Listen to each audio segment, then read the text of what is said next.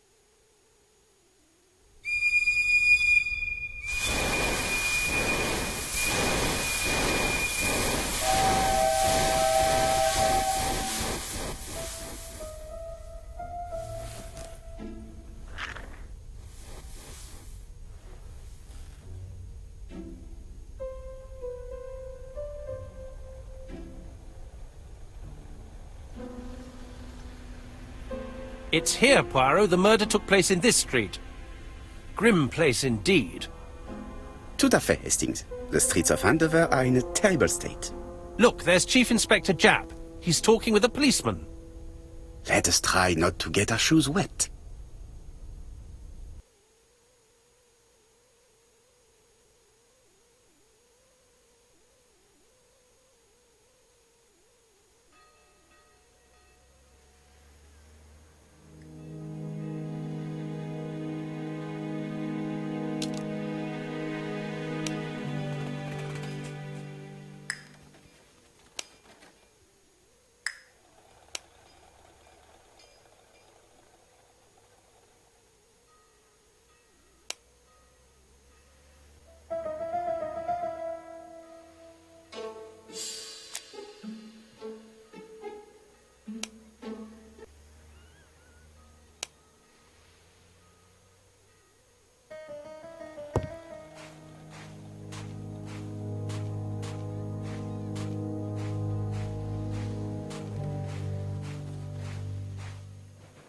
Over here, it's Hastings and Poirot.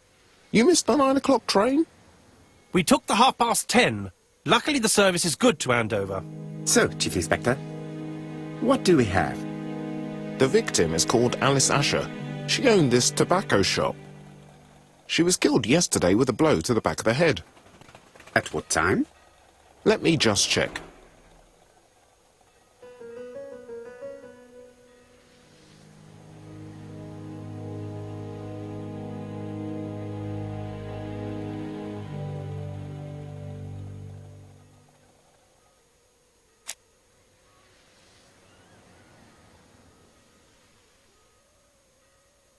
Is Japp being too relaxed? Let us find the clues that prove it.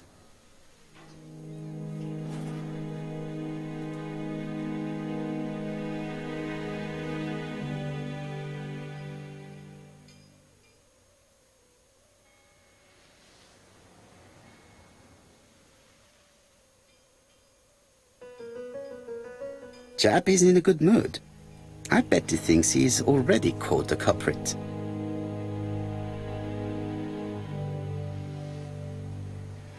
The last customer to see Mrs. Asher alive left her shop at 5:30. The body was found at around 11 in the evening by an officer doing his rounds. The shop door was open. That's what alerted him. Had anything been taken? A little tobacco maybe, but you'd hardly murder for a few smokes. There's nothing of any real value in the shop. What type of woman was Mrs. Asher? In her 50s, married but separated, no children. Her husband? Aha, Franz Asher, the husband. Alcoholic and violent. It's said that he regularly insulted his wife and threatened to kill her.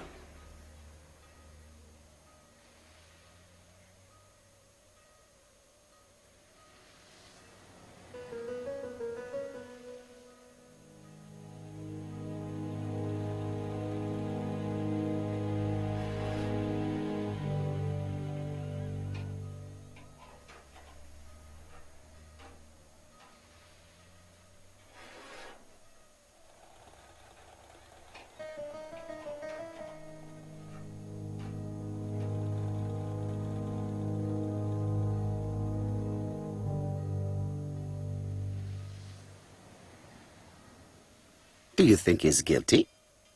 We'll look for Franz Asher. If he doesn't have an alibi, the case is closed. A very unoriginal murder. Peut-être. May I examine the crime scene? Of course, old chap. I'll be with you in a minute, Poirot.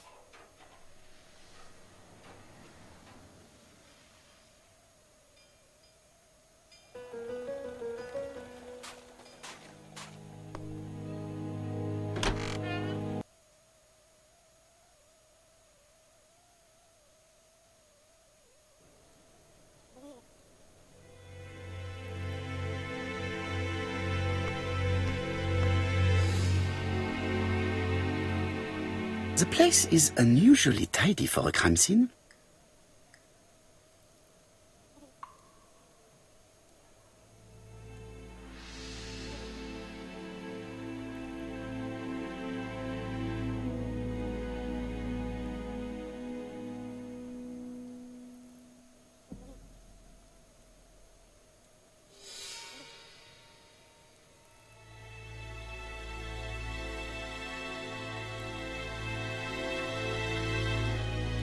Nothing suggests any sign of a fight.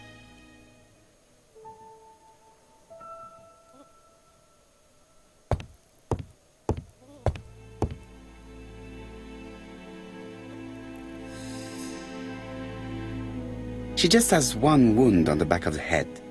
There are no other wounds or signs of a struggle.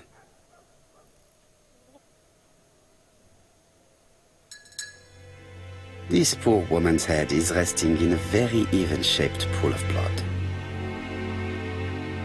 She has a packet of Play cigarette next to her hand. Did she drop it when she fell?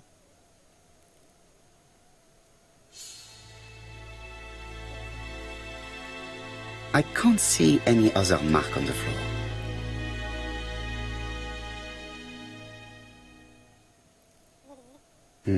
The body is hidden by the counter and is not visible from the tobacco shop's door. Many customers must have thought that Mrs. Asher had popped out.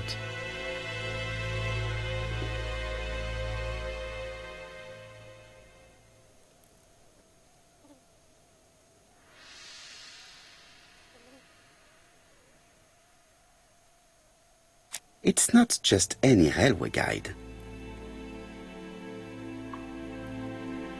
It's open at the letter A. There are no prints on the book.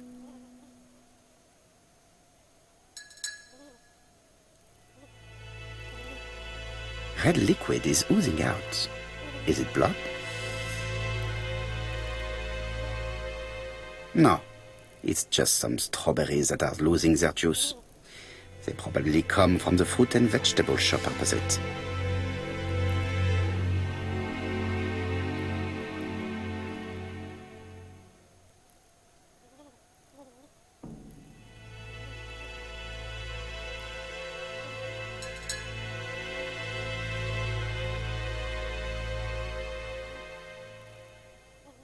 The counter is covered with fingerprints all on top of one another. Unfortunately, it will not be possible to use them.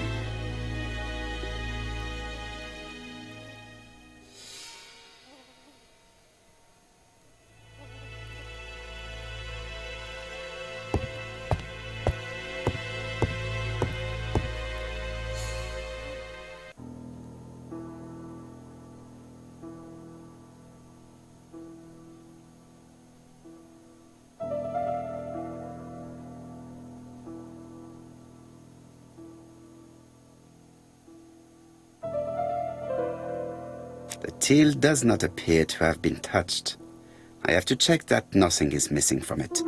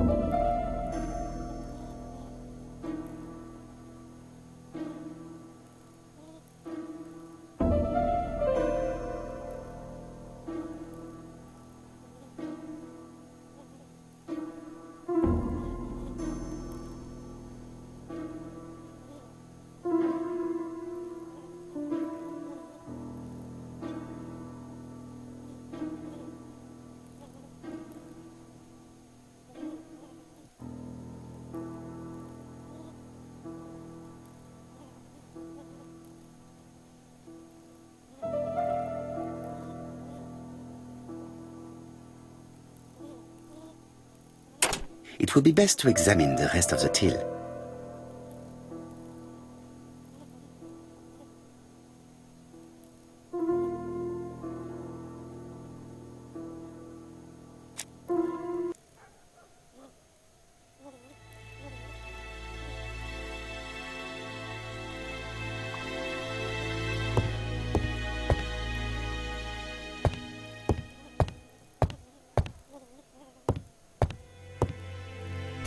The door is locked.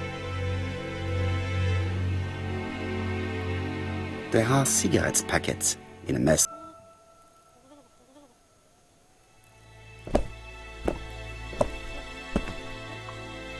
So, Poirot, any news?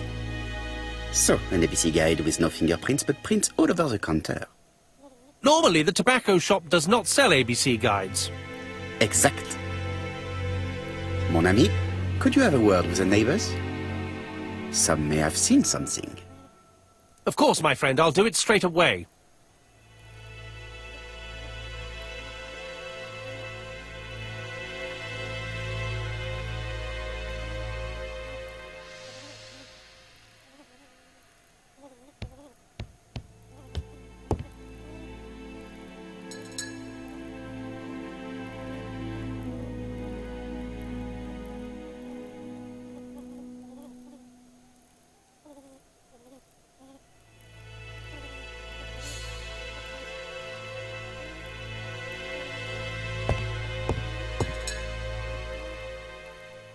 There are cigarette packets in a mess on the shelf.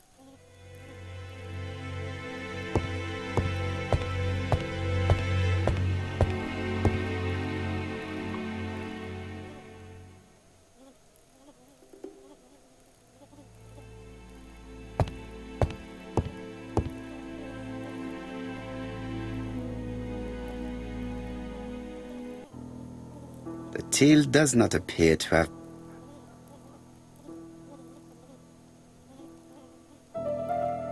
It would be best to examine the rest of the till.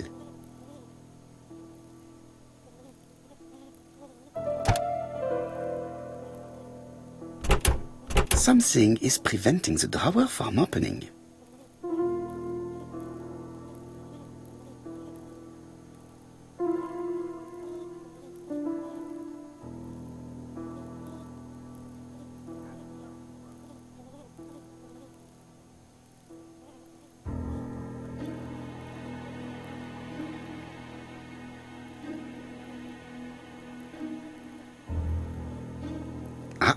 A mechanism has just made a fan click.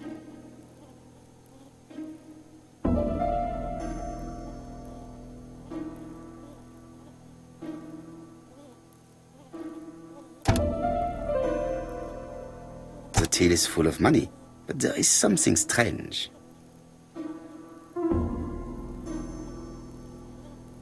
Something is hidden underneath. Something is hidden underneath.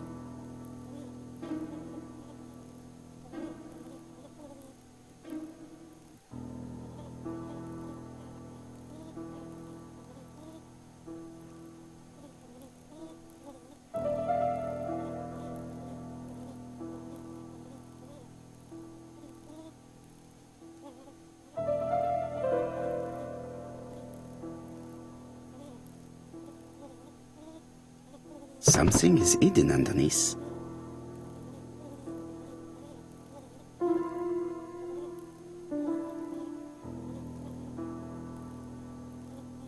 Something is hidden underneath.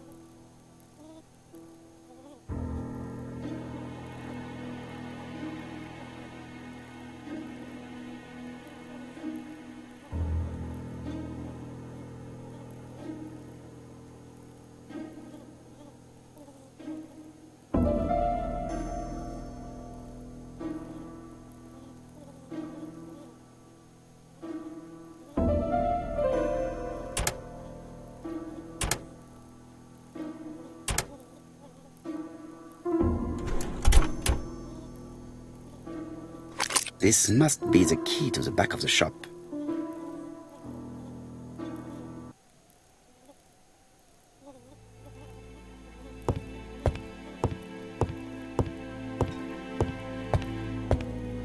The door is locked. The door is locked. The door is locked.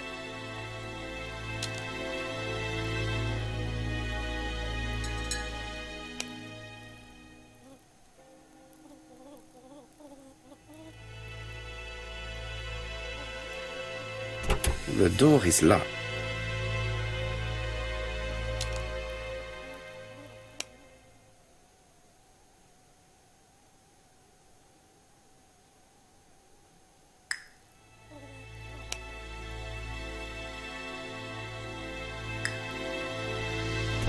The door is locked.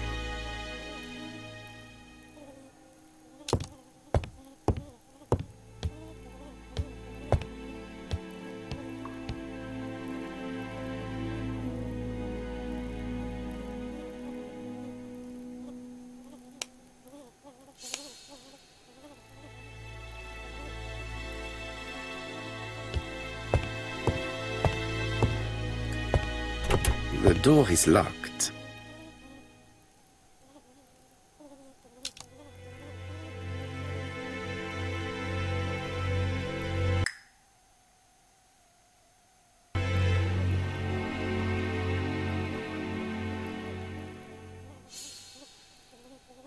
The door is locked.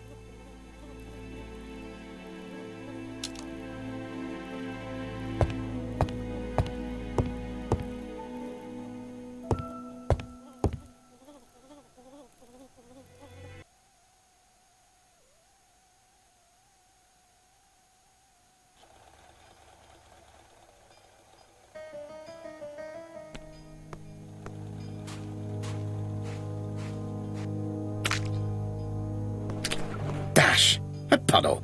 How clumsy!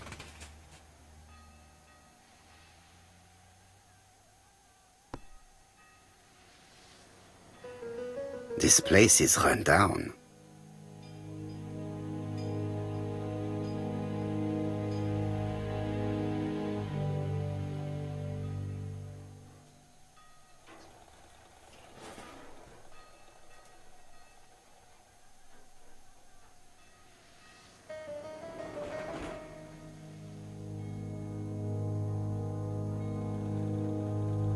This is a really cutthroat neighborhood. Anyone could have committed the crime.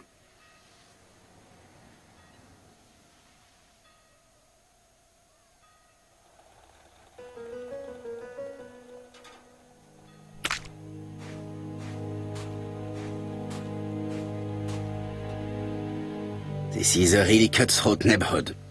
Anyone could have committed the crime.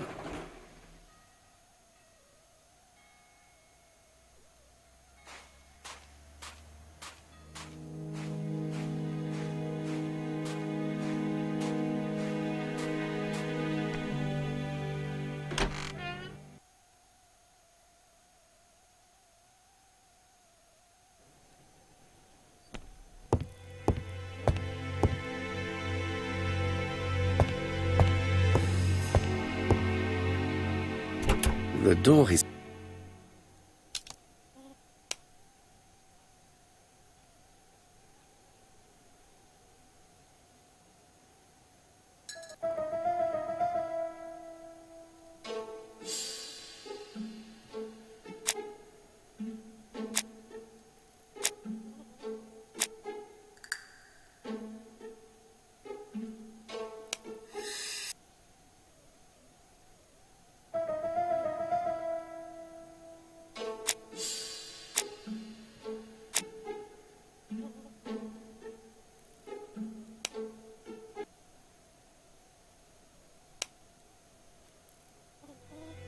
The door is locked.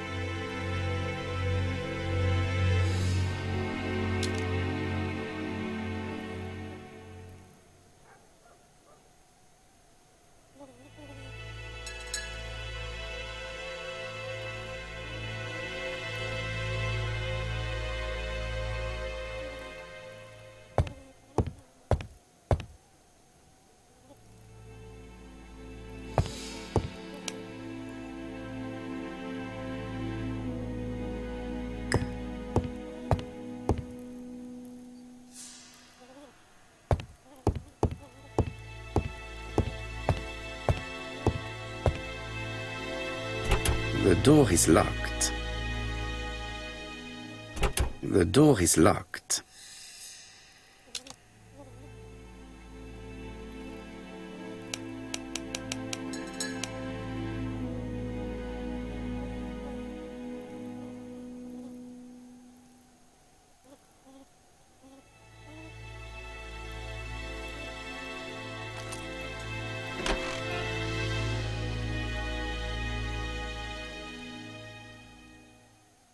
What a strange box.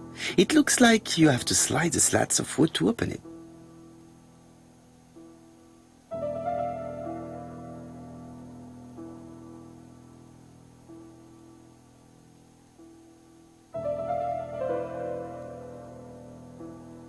It is blocked.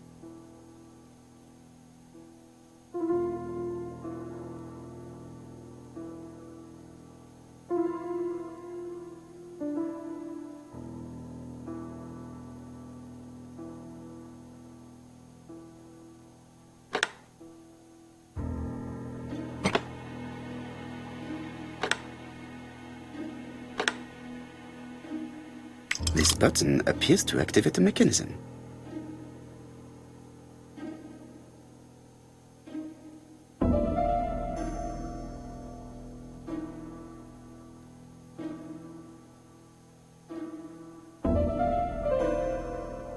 It is blocked. It is blocked.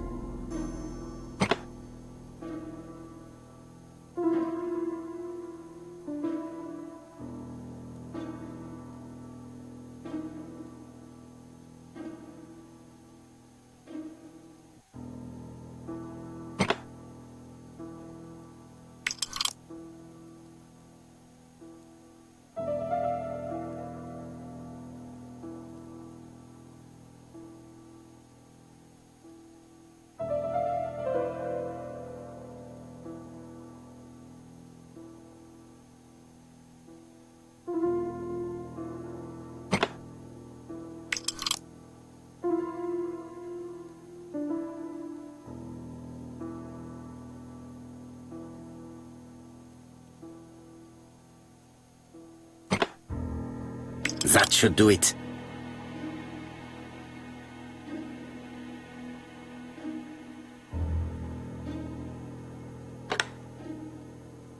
A necklace of bright blue stones.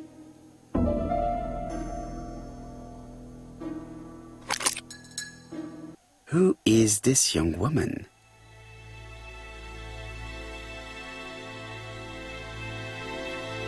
To my dear Aunt Alice, Mary Drower.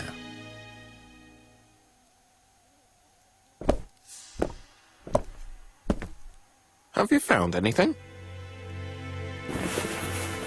The victim has a niece. We must find her.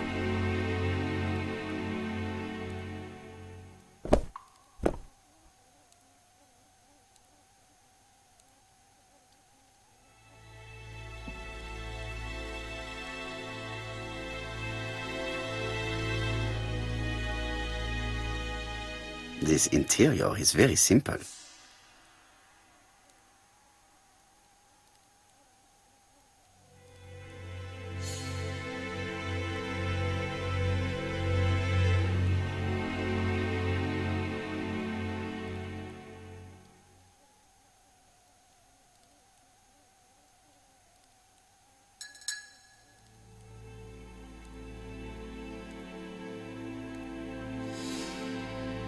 Mrs. Asher lived very simply.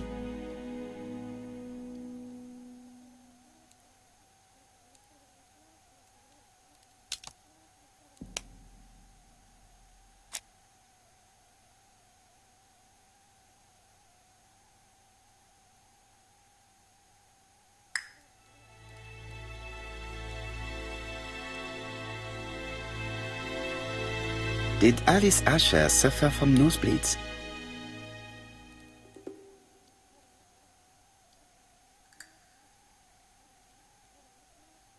An inscription in German. Souvenir of our honeymoon in the Black Forest. To my Alice. The Ashers were a lovely couple when they were young.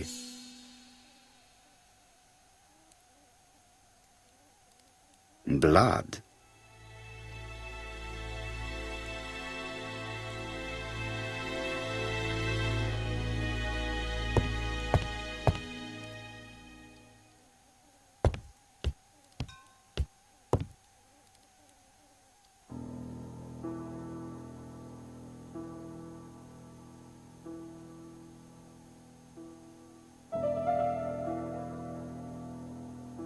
It is blocked.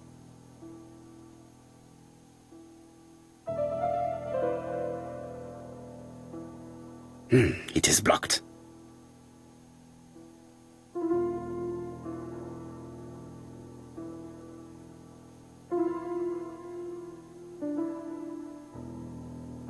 It is blocked by something.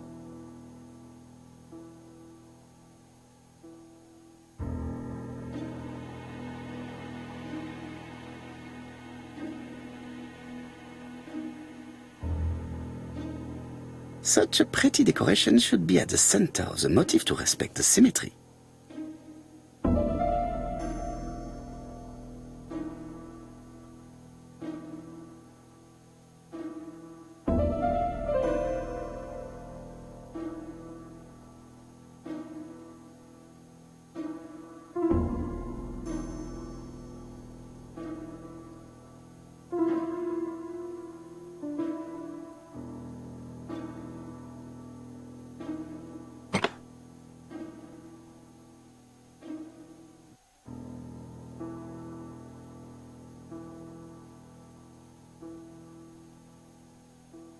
I heard a faint sound as if something was unlocked.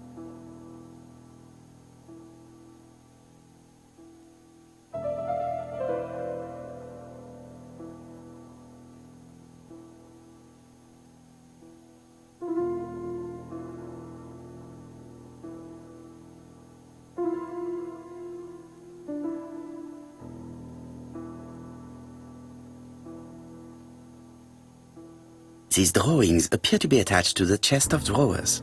They won't move.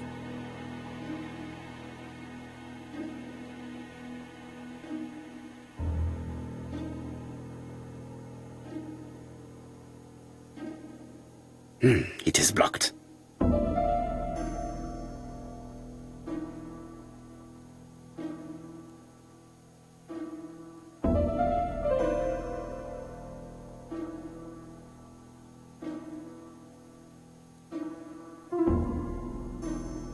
These drawings appear to be attached to the chest of drawers. They won't move.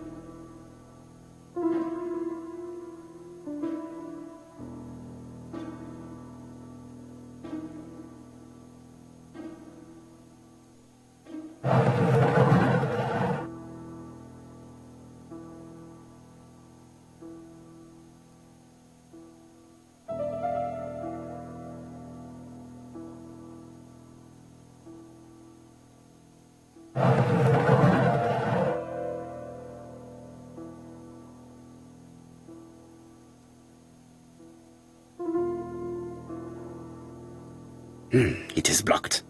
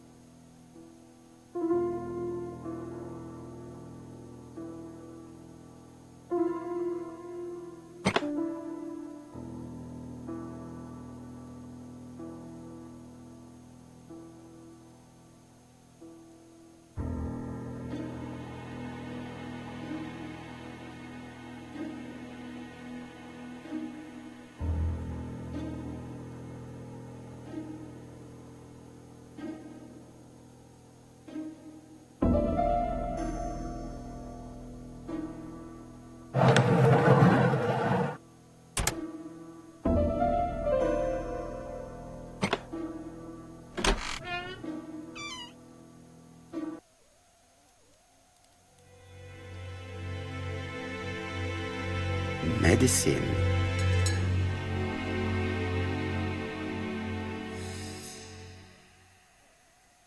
Laudanum-based cough medicine, Mrs. Asher, and Dover Morley Laboratory, London. It's strange to find such an elaborate medicine from a leading London laboratory in the home of such a modest woman.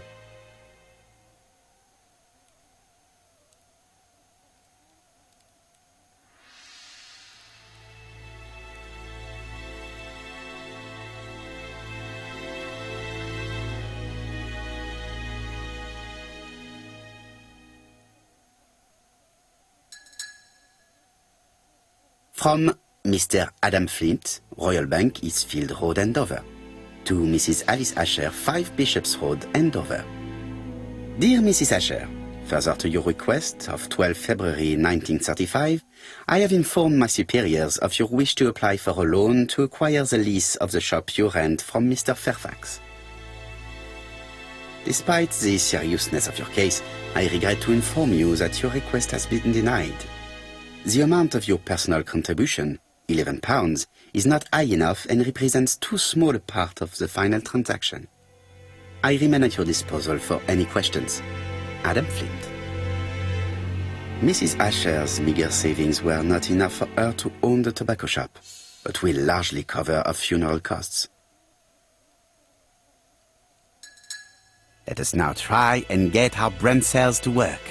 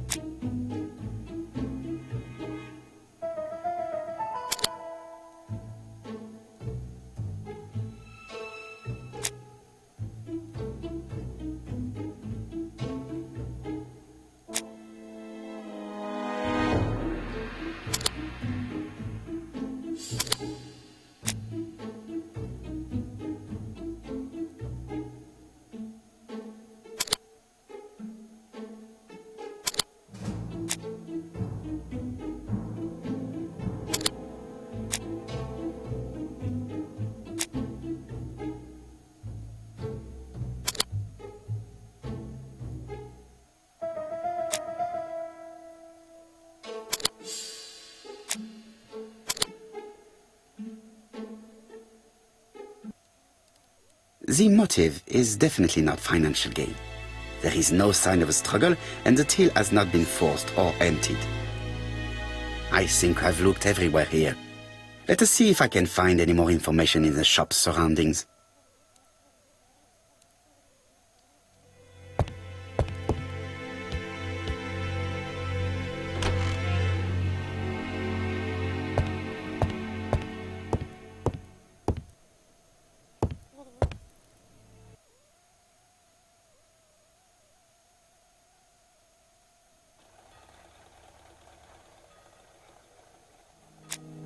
£4 a letters, a lovely large letters, 4 pence only.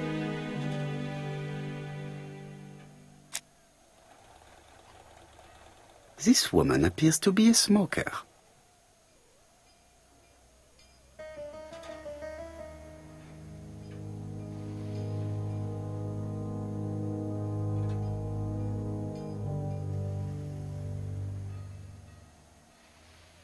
She's a big smoker. She must have been a customer at the tobacco shop.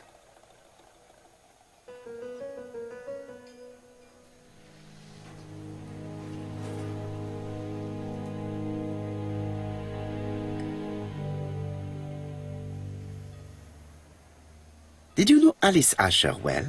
And for starters, who are you? I'm Hercule Poirot, the detective. You're foreign, that's for sure, with your accent and your odd way about you. And you're here about Alice's murder, I suppose. Well, I've nothing to say to you. Did you speak to the victim yesterday? No, I never saw her.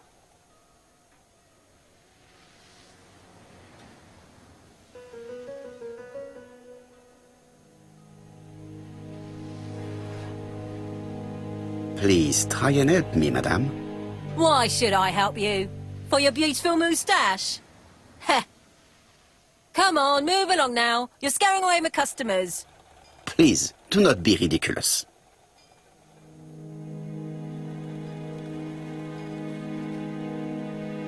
I know that you went to the tobacco shop yesterday.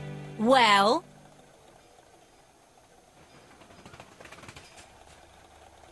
It is your duty to tell me if you saw something unusual. Who do you think you are telling me what to do? Get away from my stall!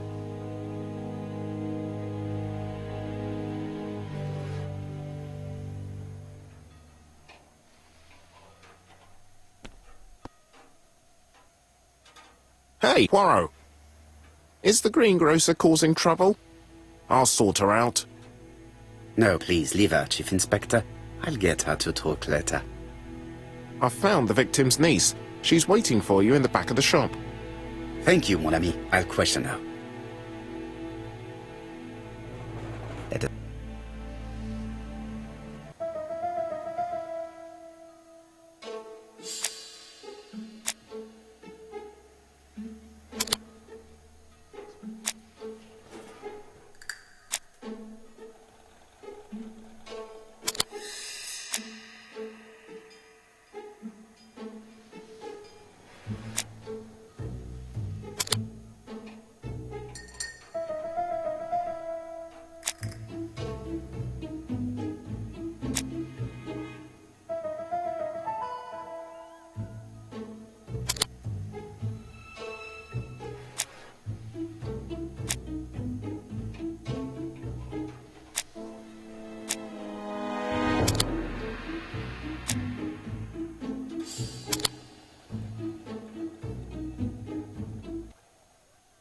Mrs. Asher was killed here. The absence of marks in the shop and the regular shape of the blood stains indicated beyond a doubt.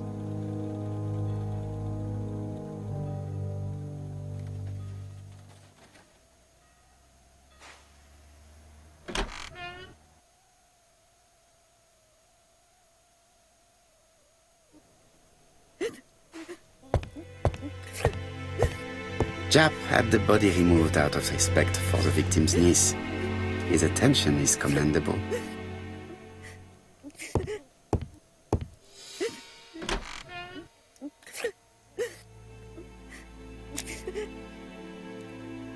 Is her grief sincere?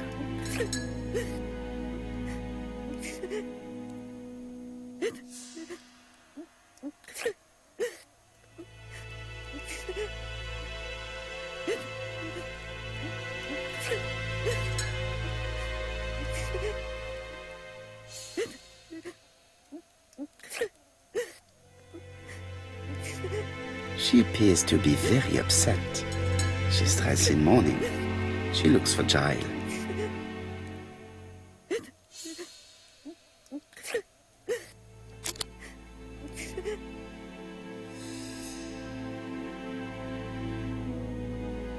You were very fond of your aunt, am I right? She was the only family I had since my mother died.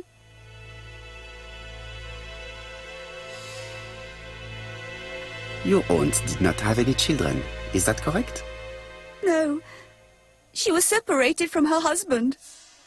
What do you think about Franz Asher, your aunt's husband? He never left her alone. Poor aunt. She used to drop by all the time and make a scene.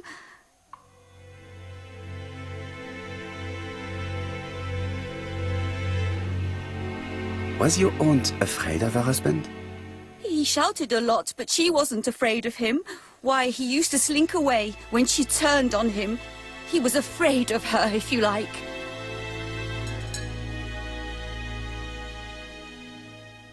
Did your aunt enjoy good health? She had a bad throat, but she was well cared for by a doctor in London. Does Franz Asher work? All he's done for years is drink and gamble, but he used to be a very good cabinet maker. What does he live on? My aunt used to give him 5 shillings a week.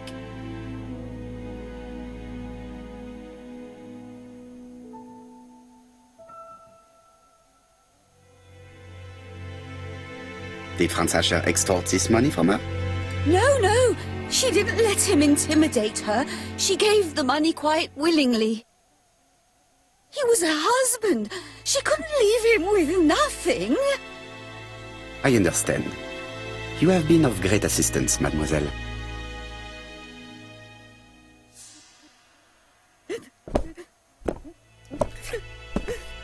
Please take this young lady home.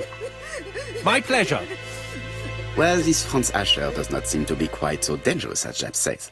And since Alice Asher gave him money regularly, it was not in his interest to kill her.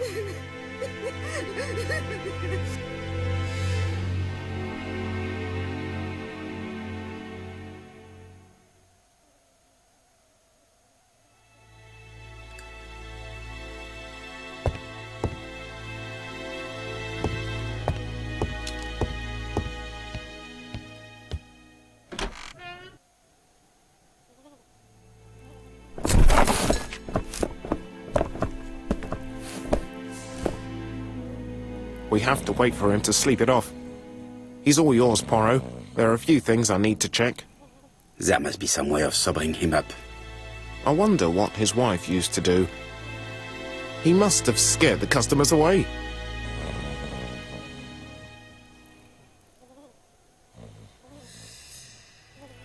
He's not in any condition to be questioned. I have to find a way to sober...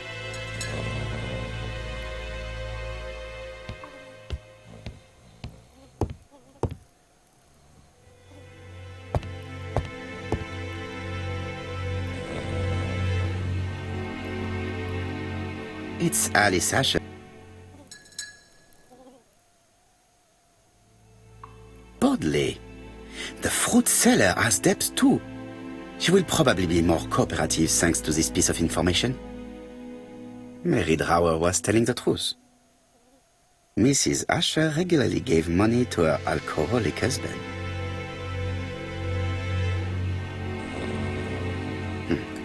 A box of new stockings.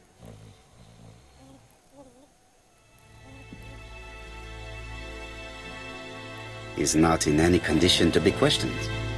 I have to find a way to sober him up.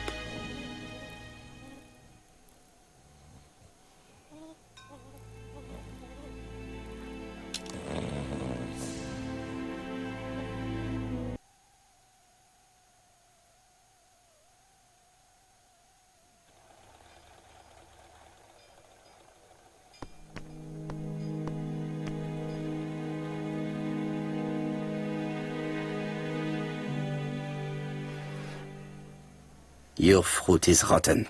What? A foreigner dares to say that? According to the victim's account book, you owed her £10 for tobacco and magazines. That's a lie. She owed me £1. I swear.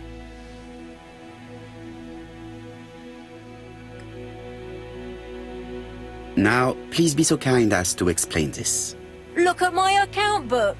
Alice owed me £11 for fruit and vegetables. I may have had a slate at her shop, but she had one at mine. She owed me £1. And that reminds me I have to get it back from her niece. That is quite enough. Your account book has saved you, but I might ask Chief Inspector Japp to throw you in the cells for 1 or 2 nights while he checks your entries. Do you want to go to prison? Prison? Now that's not fair. I haven't done nothing. In that case, I am counting on your full collaboration. Yes, sir. Of course, sir. Listen, I didn't kill Alice, I swear. But it's true that I did go to the shop yesterday. At what time? 6 o'clock. She left me a note saying she wanted some strawberries if I got some. I received them late, about 6. So I took them over to her. But you did not see her. She wasn't in the shop, so I just put the strawberries on the counter and left.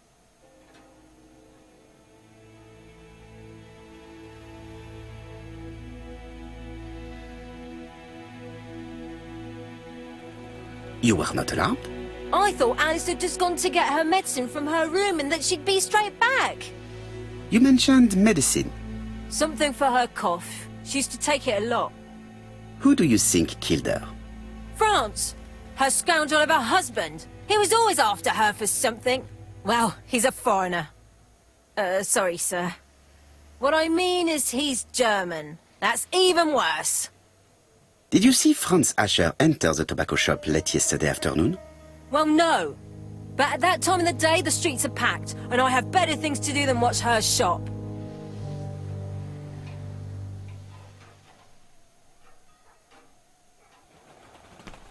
Stop!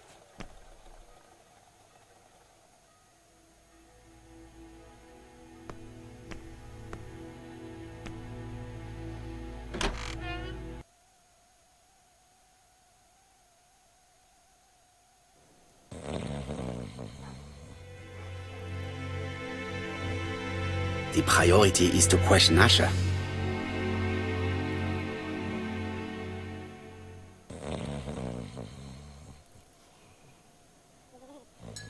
He's not in any condition to be questioned. I have to find a way to sober him up.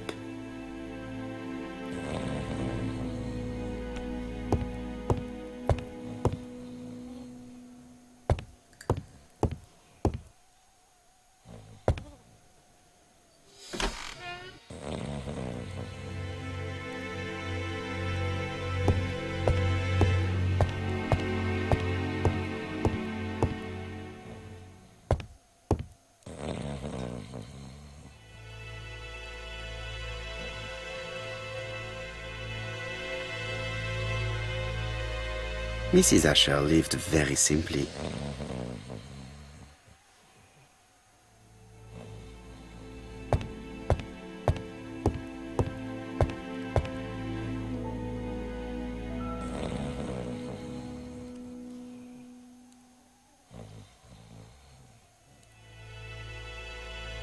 Medicine.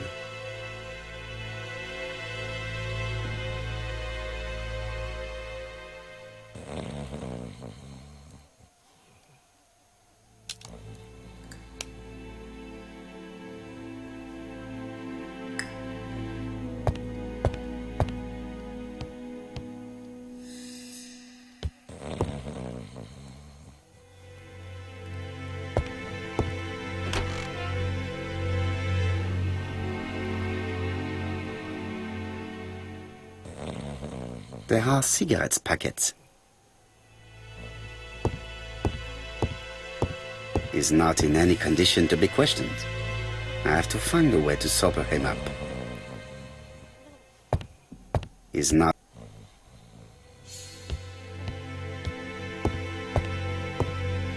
The priority is to question Asher. The priority.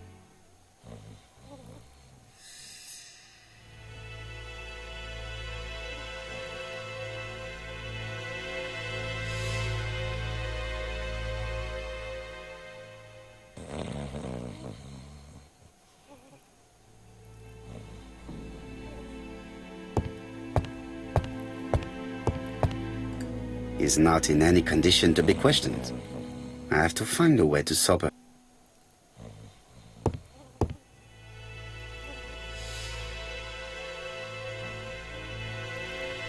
Red liquid is oozing out. No, it's just some strawberries that are losing their juice.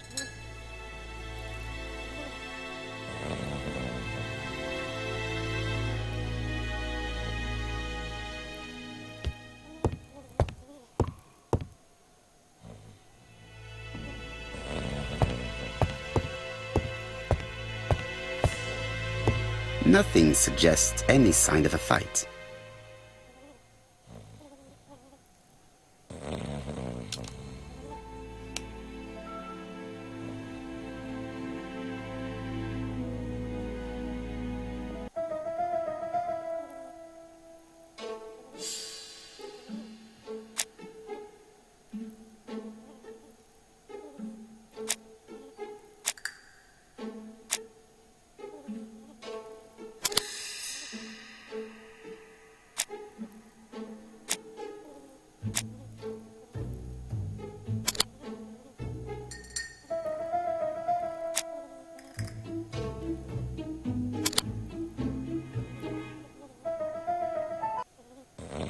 The murderer deliberately left behind this ABC as a signature.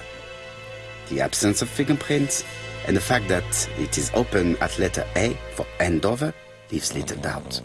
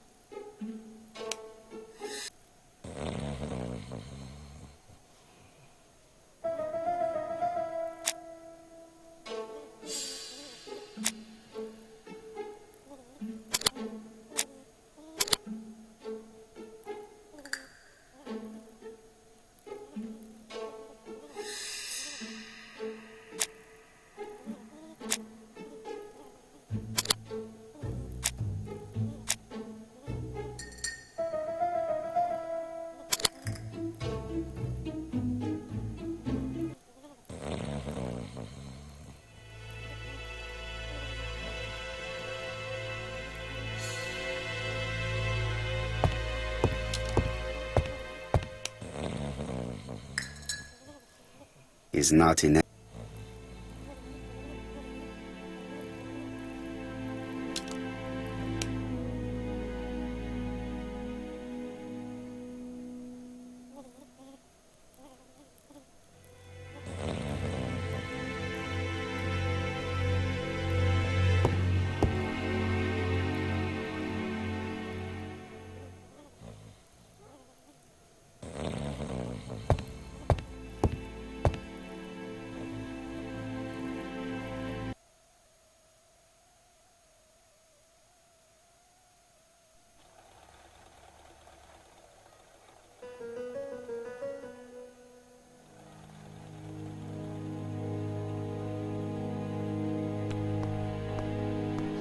Strawberries, 6 pence a pound.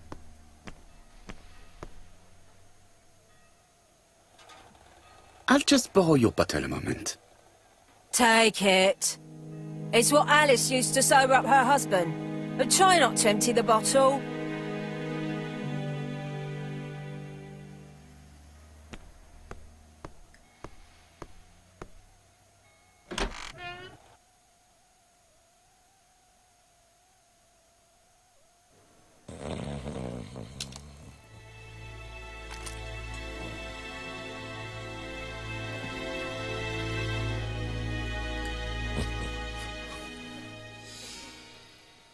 Mes amis, I can say without a doubt that poor Mrs. Asher was killed between 5:30 and 6. Killed when the street was packed with people. That's rather bold. I've been talking to the neighbours, and No one's seen anything? Or rather, it's anything and everything. Am I wrong? no. Yeah. We must grill this villain Asher before he falls asleep again.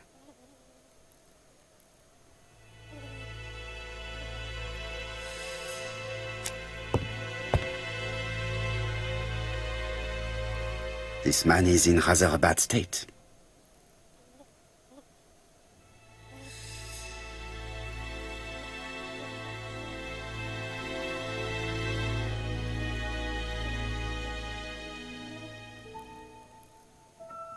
This man has been fighting and he smells of alcohol.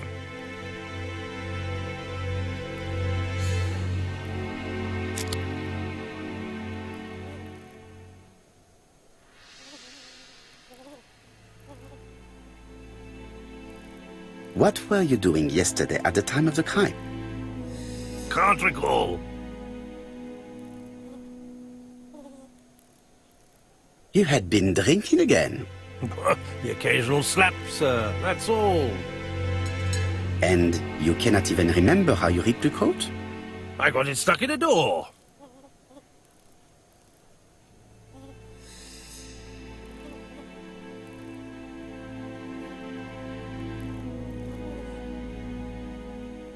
Asher, look me in the eye and tell me that you were in a fight. I'm looking. No, I wasn't in a fight. You are right. Looking at the state of you, you did not defend yourself. So someone gave you a good beating. A beating? No way. All right, he tore my coat and gave me a black eye. You see the state of him? Very interesting. Who is the other that you struck? Probably best if I tell you everything. Yesterday afternoon, I met Roderick Tanner. We'd bet on a dog fight together. An illegal bet, naturally. Yes, sir. Our dog won.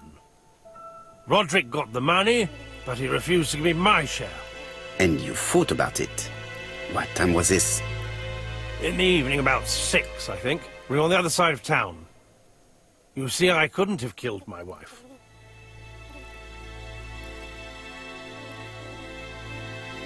Let us now try and get our brain cells to work.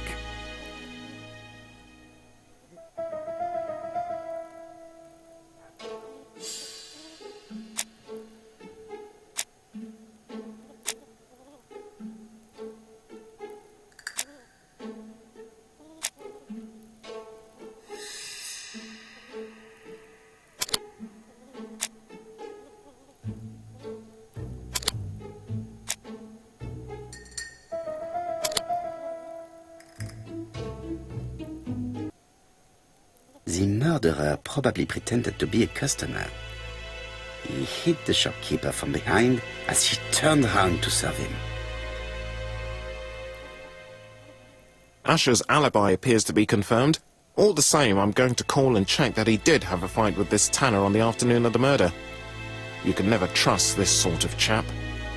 One thing is certain, Asher was a ruffian who used to beat his wife. But he's not very educated. It certainly was not him who wrote the letter signed ABC. Let's resume, Hastings. We know the murderer pretended to be a customer. He did not kill her for money, that appears to be certain. I agree with you on that point. And the murderer left an ABC guide as a signature. Therefore, it's likely he wrote the letter. Indeed, but that doesn't explain why and how he did it. You are quite right. Why he did it is a mystery. But as for how he did it, we do know enough to try and reconstruct the events.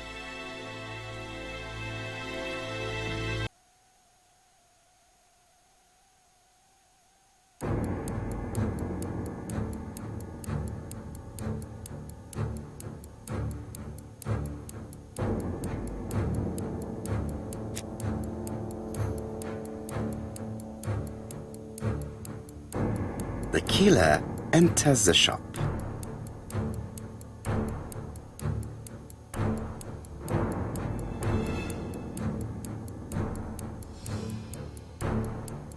Mrs. Asher keeps her back turned.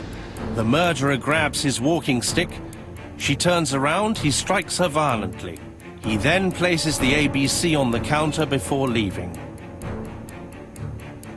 No, the victim has no road to the temple. And the ABC is not the same as in the crime scene. Better think again, mon cher.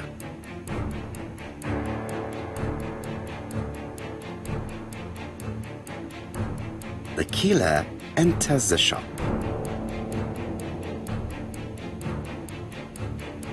Mrs. Asher turns around to greet her customer.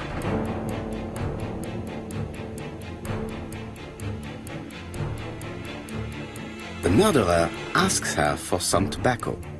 She turns her back to him. He seizes the opportunity to strike her.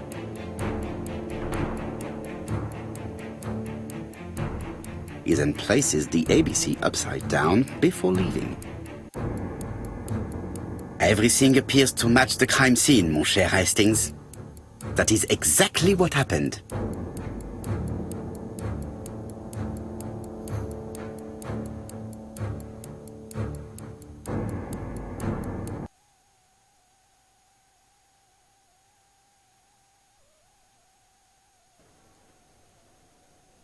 Asher has a strong alibi and we don't have any other suspect. But what was the point of this crime? She had no debts. She gave Franz Asher money regularly. She wasn't owed money. Nobody stood to gain anything. No doubt about it, the murderer is insane. And I fear that we had not heard the last of him. I hope you're wrong for once. Bien, let's go back to London. If we hurry, we should catch the 7:02 train. Are you coming? No, unfortunately, I have to talk with Andover police. See you soon, then. Are you coming, Hastings? Let's go home, there's nothing for us here.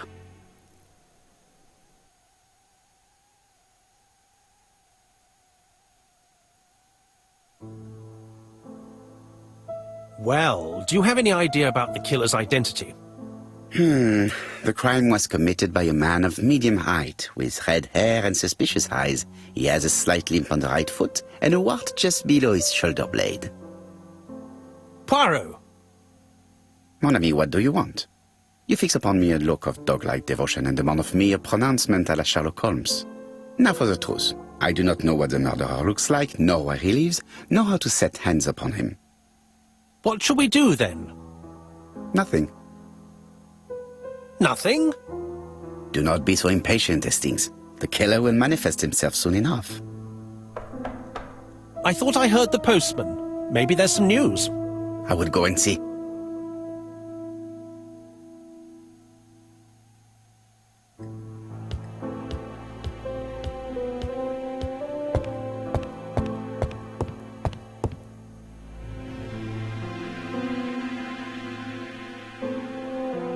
Dear Mr. Poirot, well, what do you think?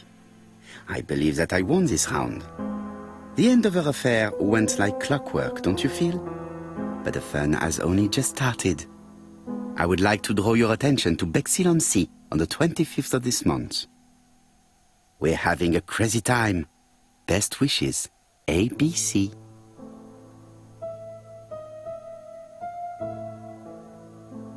The next crime will be in Bexhill.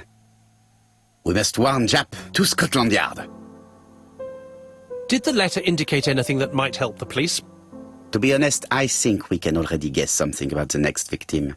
But I need to think about it a little more.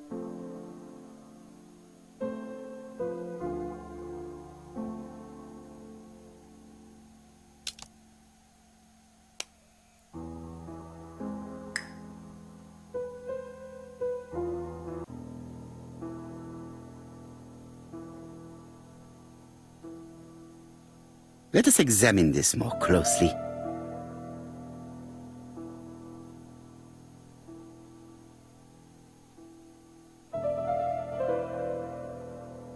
Certain characters in the two letters may have similar defects.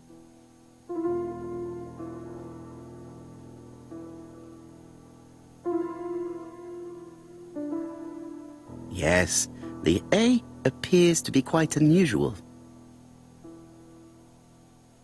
Yes, this I is weird.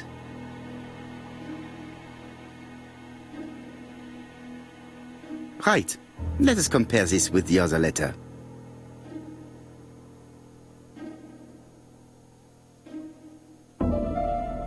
Yes, the I characters in the two letters do indeed have the same defects. I have to find some other similar defects to confirm my theory.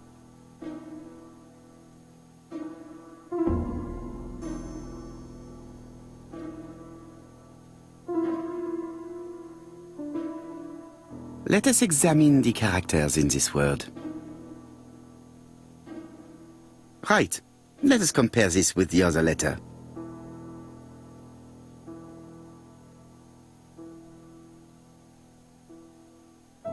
Nothing to report for these characters. Let us examine another word.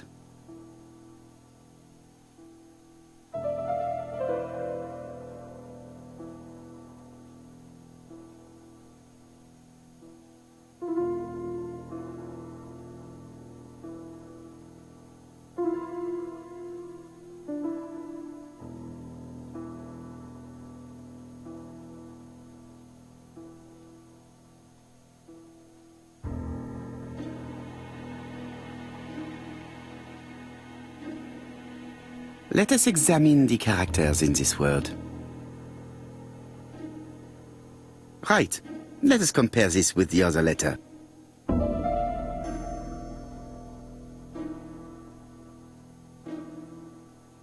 I don't see anything in particular. Let us... Yes, the A appears to be quite unusual. Right. Let us compare this with the other letter.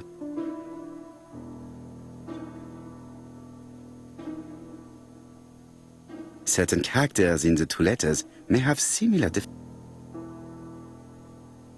That's right. The A characters in the two letters do indeed have the same defects. I have to find some other similar defects to confirm my theory.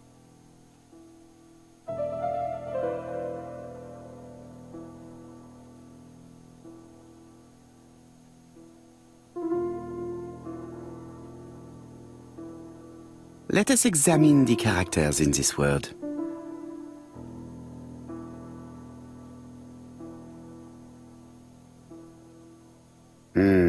The W is not printed properly. Let us examine the characters in this word.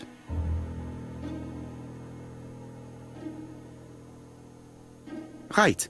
Let us compare this with the other letter.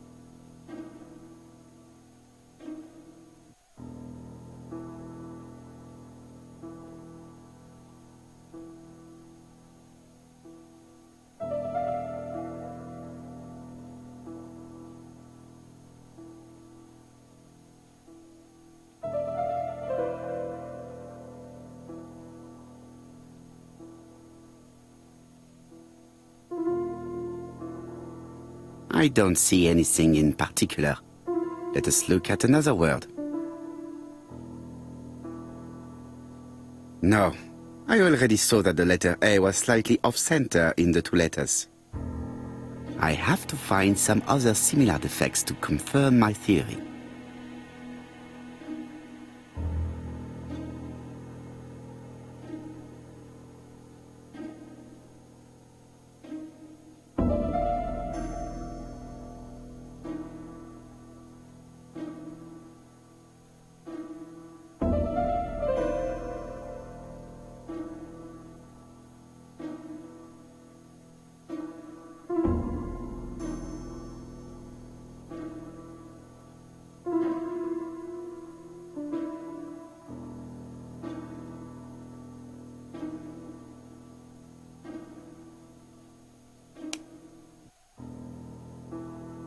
Dear Mr. Poirot, well, what do you think?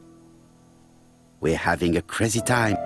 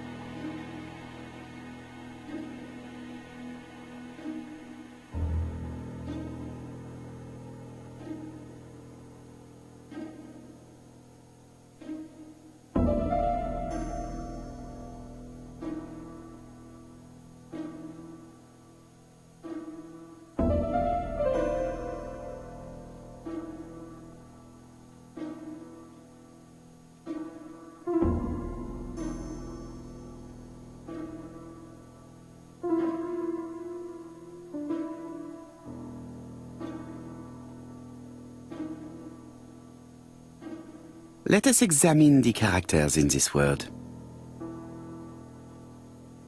Let us examine the characters in this word.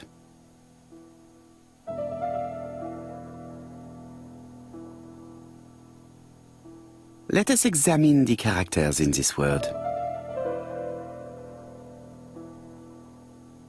Right. Let us compare this with the other letter.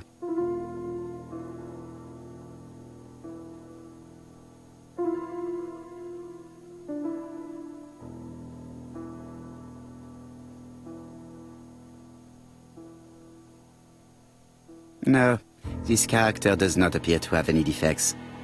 Let us examine another word. Let us examine the characters in this word. Right. Let us compare this with the other letter. Certain characters in the two letters may have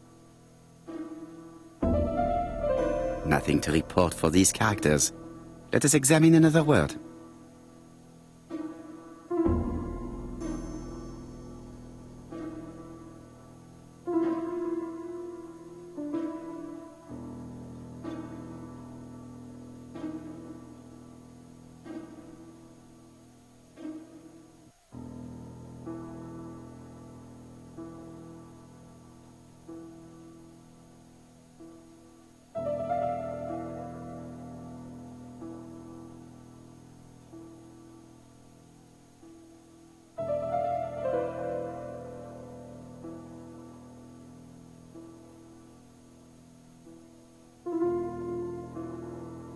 Let us examine the characters in this word.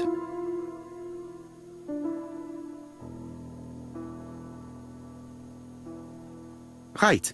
Let us compare this with the other letter.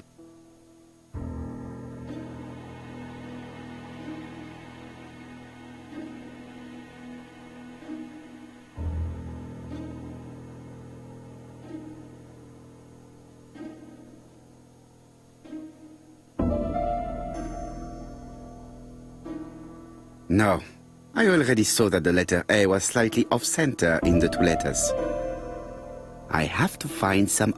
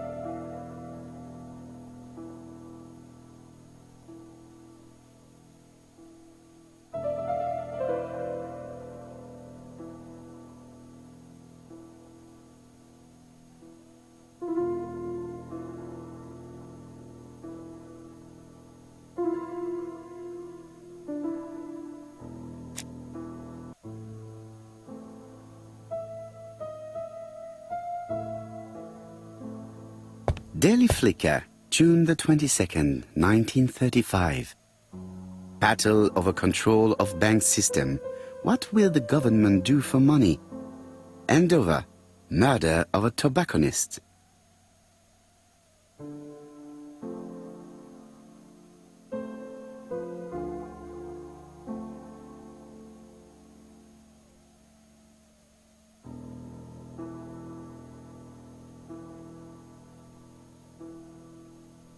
Let us examine this more closely.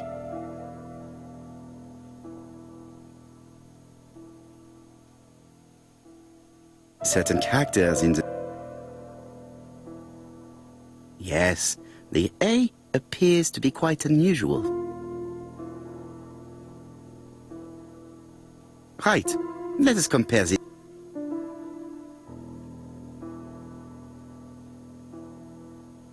That's right. The A characters in the two letters do indeed have the same defects. I have to find some other similar defects to confirm my theory.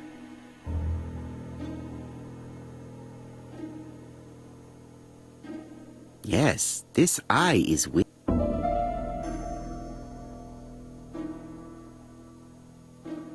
Right, let us compare this with the other letter.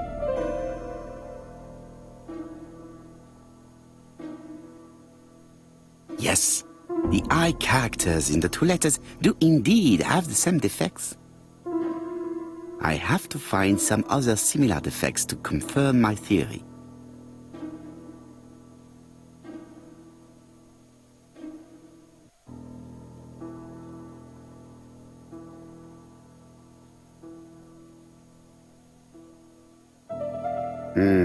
The W is not printed properly. Right, let us compare this with the other letter.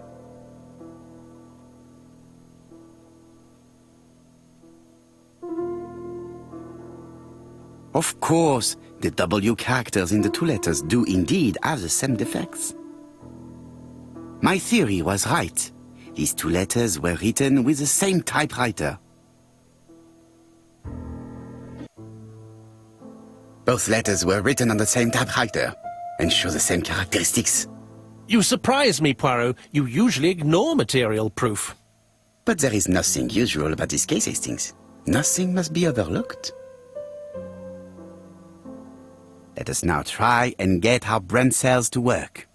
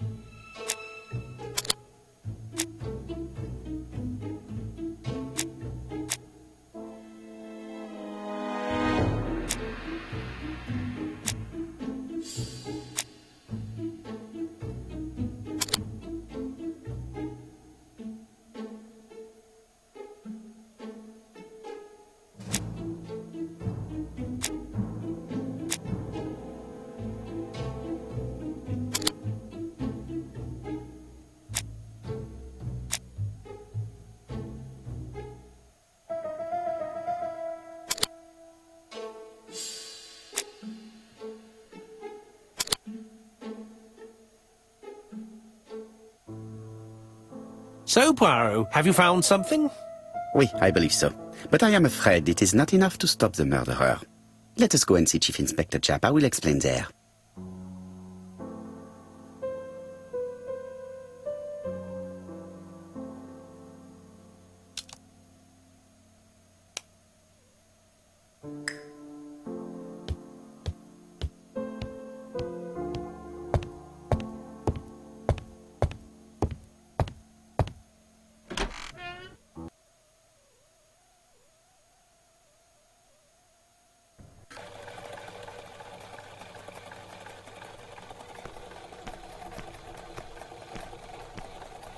To Scotland Yard, please.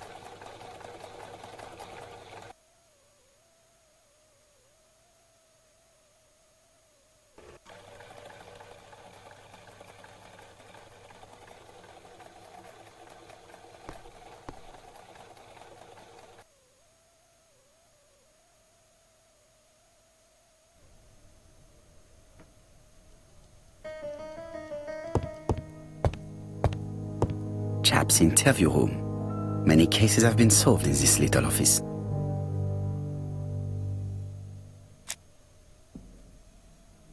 Chap appears to be snowed under.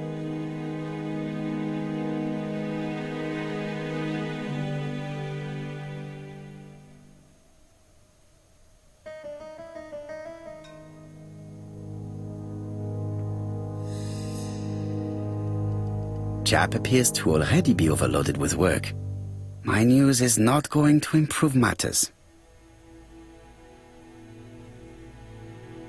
Bonjour, Chief Inspector. I am afraid we have some bad news. I have just received another letter signed ABC. The next crime will be on the 25th in Bexhill-on-Sea. Are you completely sure it's from the same person? I have compared the two letters. There is no doubt about it. I suppose you think he's going to carry out his threats. I fear so. Good God, Poirot. Bexhill is very busy at this time of year, and we have no idea who the next victim will be.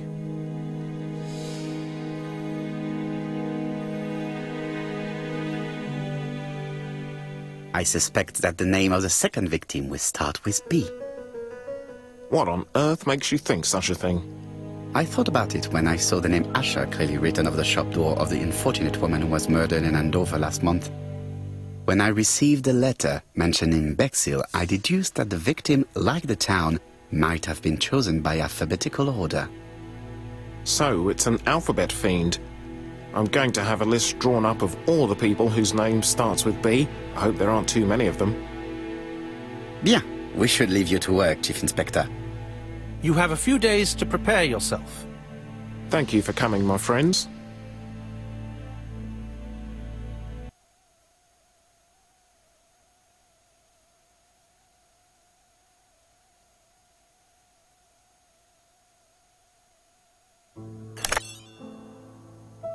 Poirot? Chief Inspector Japp, your call does not bode well.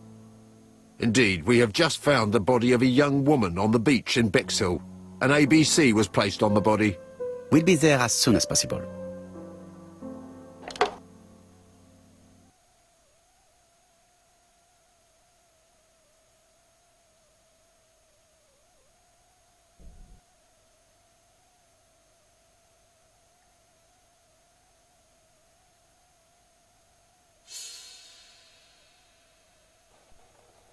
Bexhill is a delightful town. It would be nice to come back and visit. I do not entirely agree. Walking at the beach damages my shoes, and it hurts my knee. So the years have not spared you, my friend. It's the same for all of us.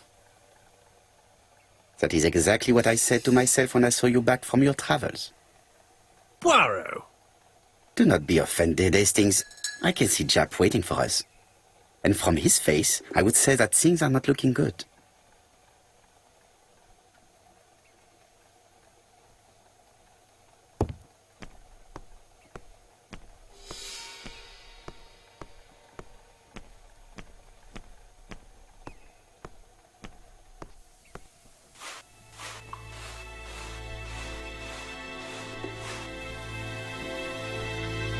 How do you do, gentlemen? Chief Inspector? I fear your admirer has struck again, Poirot.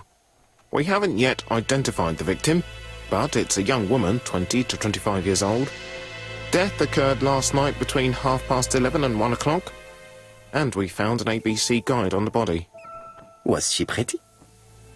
Come on, Poirot, that's rather out of place. It has no bearing on the murder. Are you certain? For women, it is often the most important thing. It often decides their destiny. The body hasn't been moved. You can see for yourself. Has the press been informed? Not yet, but I'm planning to. I haven't yet informed them about the presence of the ABC guide in Andover. Nobody has reported a young woman missing? Not for the moment. No witnesses, I imagine. Indeed. We've asked everybody who may have met a young woman fitting her description last night to come and see us, but I have little hope of gaining anything from it. It's early days, Chief Inspector, and the news may not have spread around the town yet. I hope you're right, Hastings.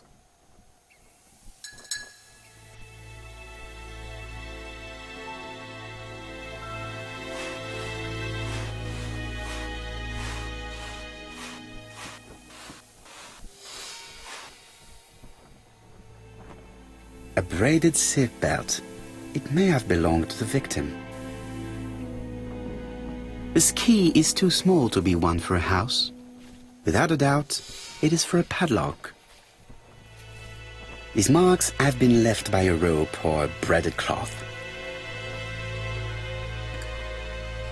Apart from the marks on her neck, there are no signs of the struggle. She didn't manage to hit her assailant.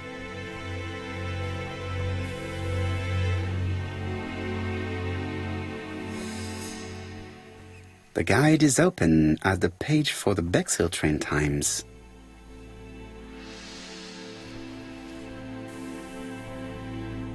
The young woman wasn't wearing shoes or a coat and was not carrying a bag. That's strange. Either the murderer stole her belongings or she put them somewhere safe. Maybe so that she could bath. She was a great beauty. Strange that chap didn't notice it. Let us now try and get our brain cells to work.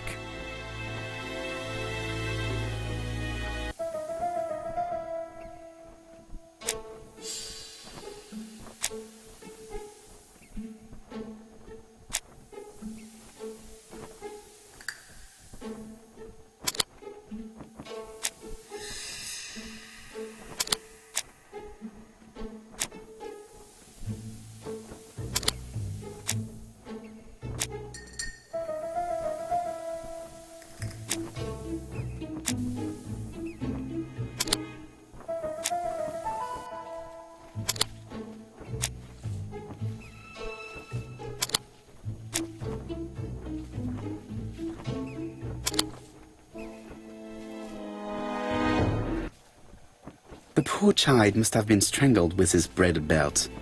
Unfortunately, in view of the fabric, it is unlikely that we will find any prints. Let us now try and get our brain cells to work.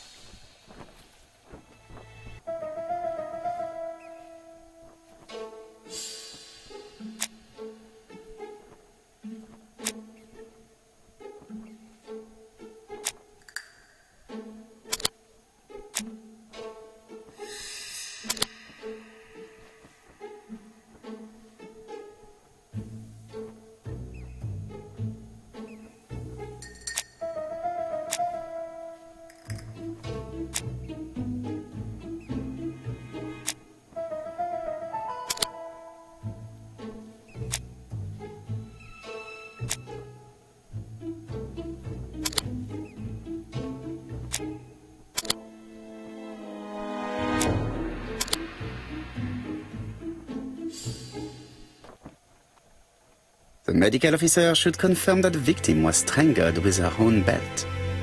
That's what I thought. She shows the usual signs of strangulation. With a little luck, we'll find prints this time. You are too optimistic, Hastings.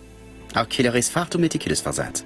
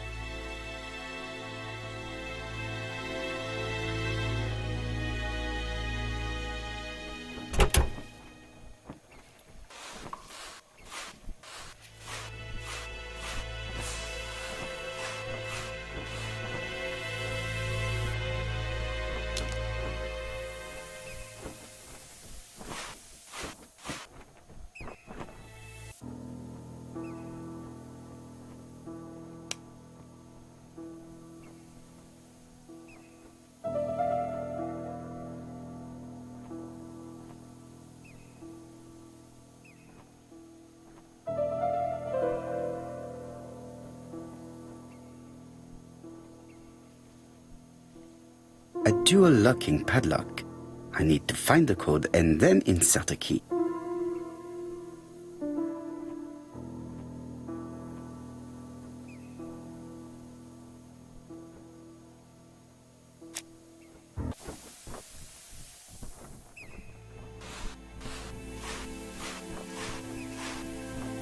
This hat is locked.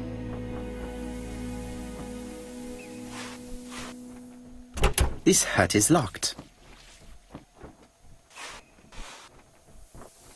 This hat is locked. The key does not fit the lock.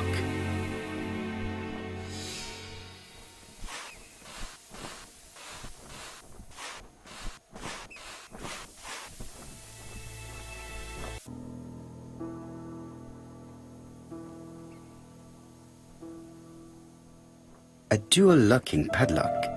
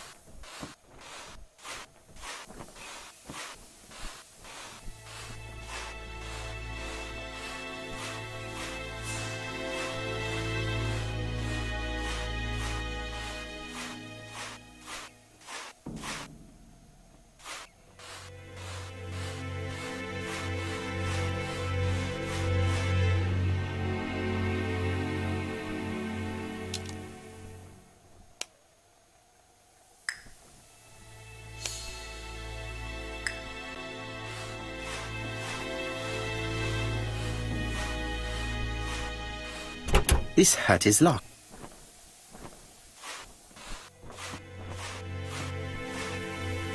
This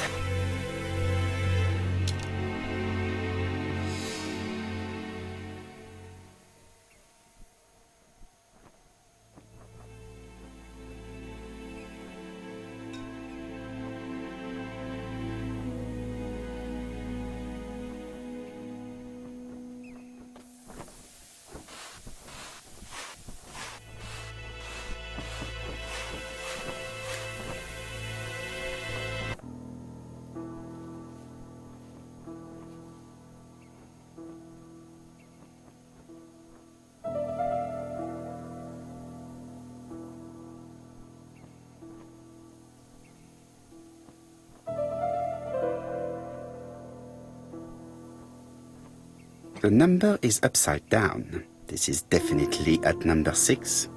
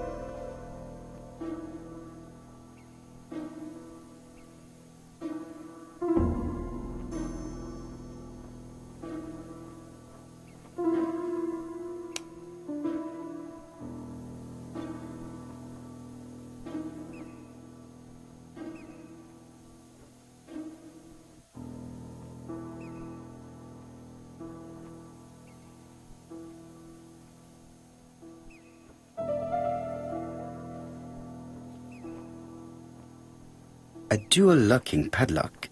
I need to find the code and then insert it.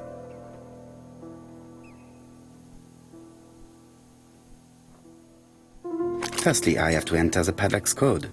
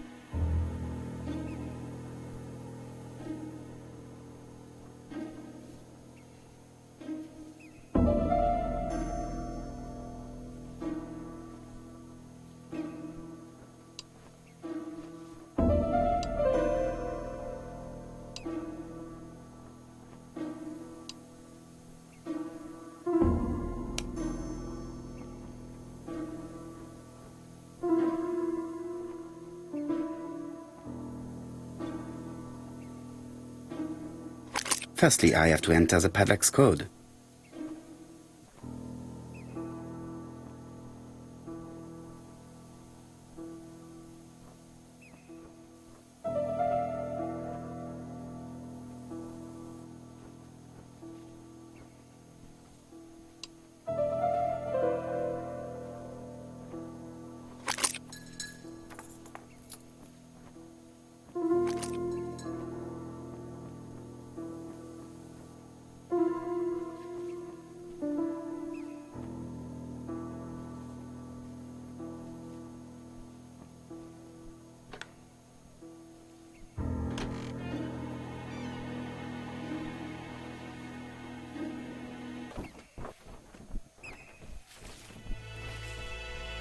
It definitely was here that the victim left her belongings. The purse is full. Yet again, we can dismiss theft as the motive for the murder. Here is the watch she must have removed to prevent it from getting wet. A top-brand lipstick. She liked to take care of her appearance. As well as a photo of the victim with some company. It could be useful to me.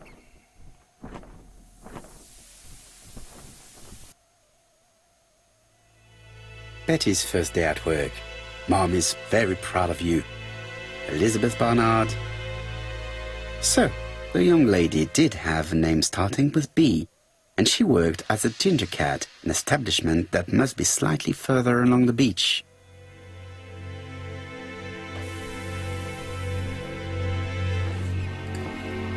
Jap has gone to the police. The victim has been identified and her family had reported her disappearance. She was called? Elizabeth Barnard, mainly Betty. She worked as a ginger cat at the cafe slightly further along the beach. But Poirot, how on earth? Never mind. Do you have her address? Yes, she lived with her parents on the street leading to the beach, number 22. Shall we go? You are far too impatient, Hastings. Let the poor people take in the news first. Let us go and visit the cafe where Betty worked.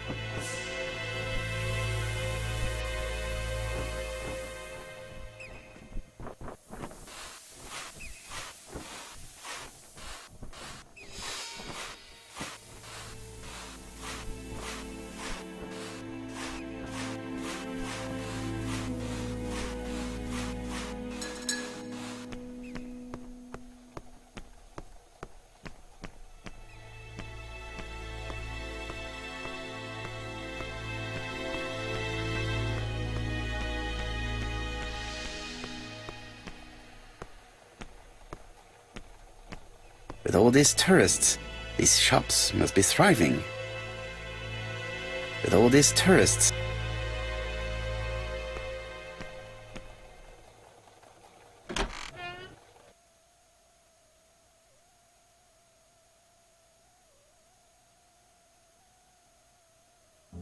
I'll be with you in a minute, gentlemen.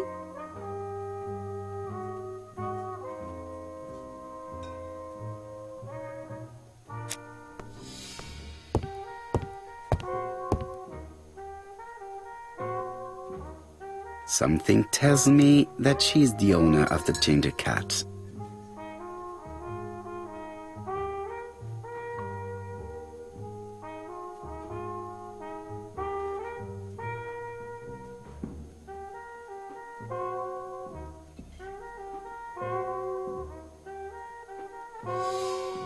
This woman must be the owner of the ginger cat. It looks like something is bothering her. How can I help you? A hot chocolate and a tea for my friend, please. I'll bring it straight away.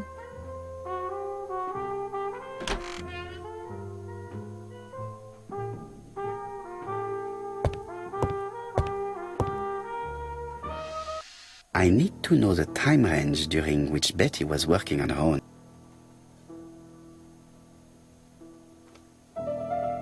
These are the different waiting staff's bills.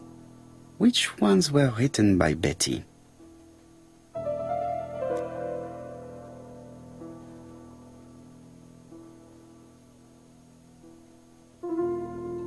This page won't help. Where is Betty? Betty worked from 11 a.m. to 7:30 p.m. Would she have been alone at any time during her service? Betty worked from 11...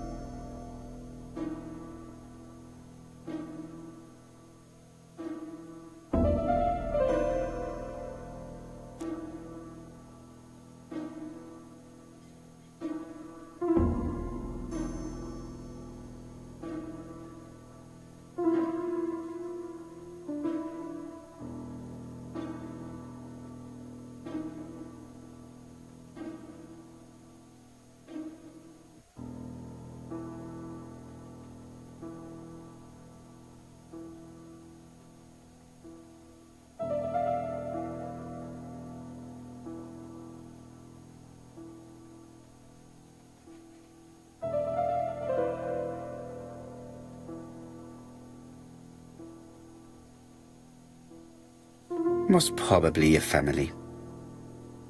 This bill may have been written by Betty. There is probably another one.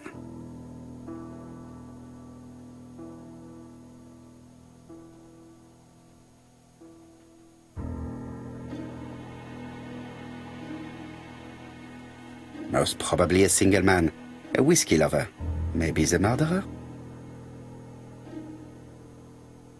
Betty served a family and a man on his own, a whiskey drinker. Maybe the murderer. This information will help me to progress. But, gentlemen, what are you doing? We are searching for clues, mademoiselle. My name is Hercule Poirot. I am a detective, and this is Captain Hastings. Does Betty Barnard work here? That is correct. She should have been here a while ago. Punctuality is the first rule of politeness. I fear that Miss Barnard will not be coming today. She has just been found, dead, on the beach a few hundred meters from the cafe. How awful. Poor young thing. What happened? She appears to have been murdered. This is most distressing. How this will affect my business, I shudder to think.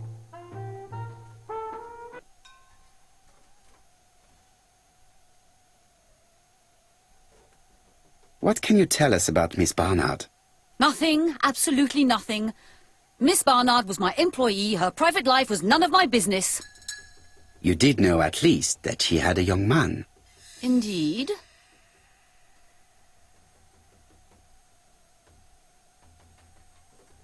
This photo was found. Is this him? Yes, that's him all right. But I haven't seen him for some time.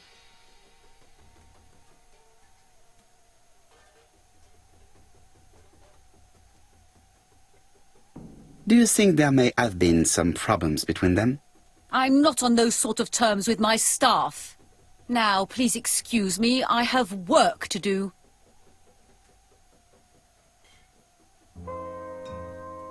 The customer who ordered the whiskey might provide us more information. He may have been the last one to see Betty alive. It is an interesting idea, Hastings. Maybe he is a regular guest. What do you think, mademoiselle? I don't think so. Our regular guests tend to order tea and cakes. At this time of the year, there are a lot of tourists about you never see again. That's what I thought. Time to visit Betty's home.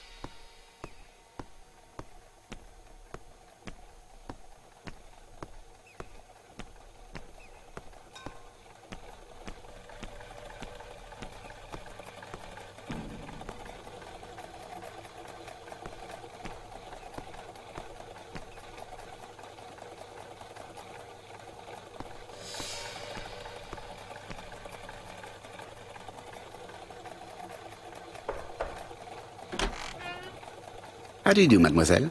My name is Hercule Poirot. I know you. You're that detective we hear all about. I do not know if that is a compliment, but I will take it as one for now. You are Betty's sister, I believe? Yes. My name is Megan. Can we come in? Please do.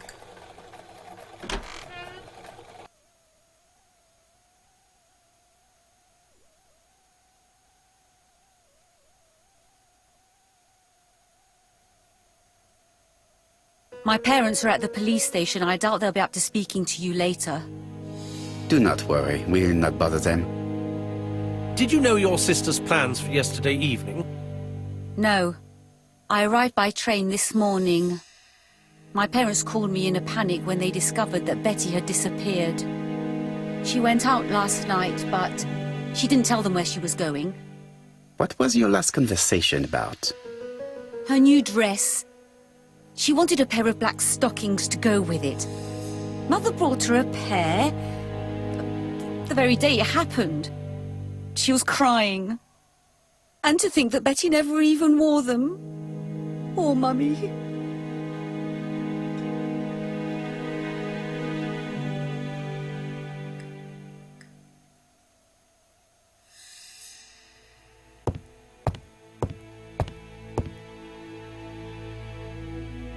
The Barnard appeared to make music a priority in their budget.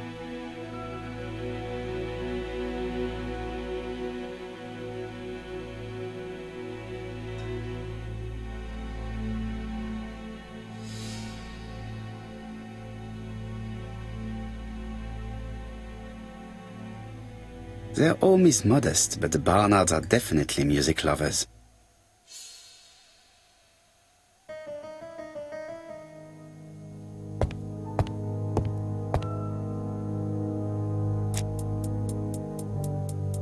What is she feeling at the moment?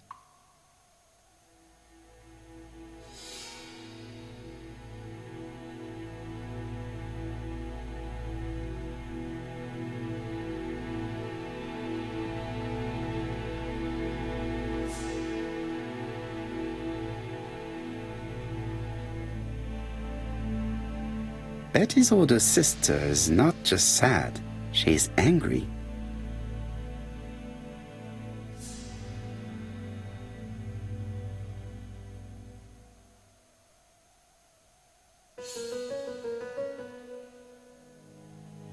Your sister had a fiancé, I believe? Yes, he's called Donald Fraser. A very nice man.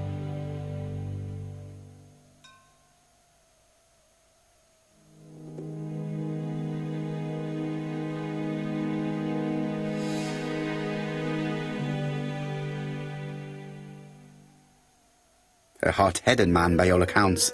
You are quite wrong, Detective. Don is serious and reliable, and has a good position at Court and Brunskill estate agents. He would have made Betty a very good husband.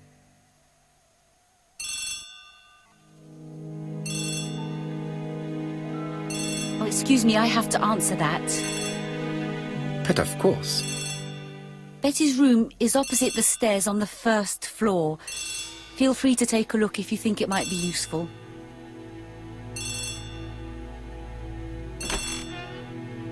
This young woman is far too clever not to have anything else for us. Do you think she's hiding something? That is what I'm trying to find out. Surely you don't think she did it? I did not say anything of the sort. But young women always ruin your judgment, Hastings. Who knows, maybe Megan was jealous of her attractive young sister. I see. She may have had her sights on the inheritance. Or maybe she was in love with Donald Fraser. We have to study all scenarios, even the most unlikely. But I doubt that Mr. and Mrs. Barnard are rich enough to justify murder. While I try and get Miss Barnard to talk, I would like you to try and find Donald Fraser. It should be easy to find the estate agents where he works. Bring him to the Ginger Cat. I would like to talk with him before the Chief Inspector finds him.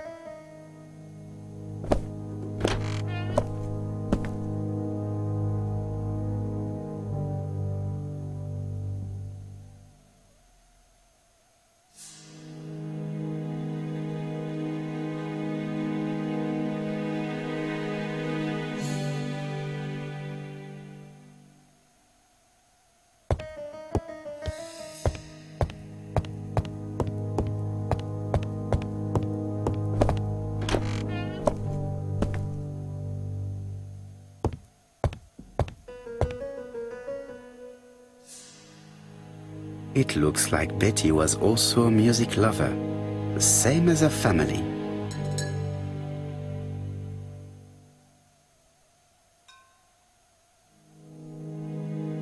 Without a doubt, Betty used to sing.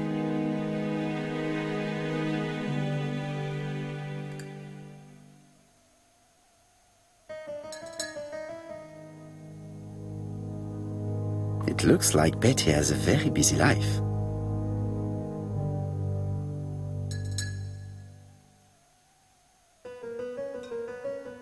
Betty liked luxury and going out, and being as pretty as she was, she probably did not have any problem getting herself invited.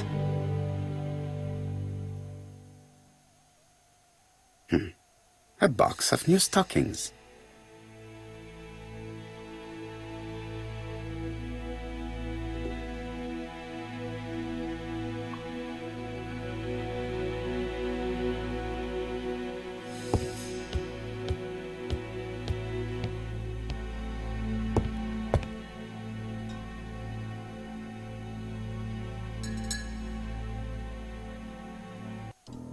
Something on this clock bothers me. This metal disc is stuck. This metal disc is stuck.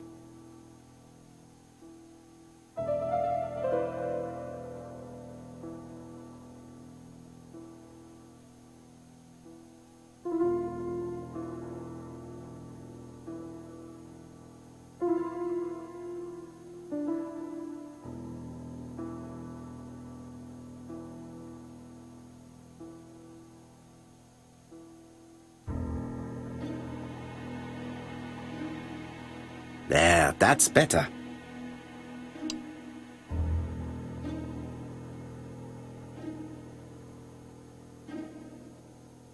This metal disc is stuck.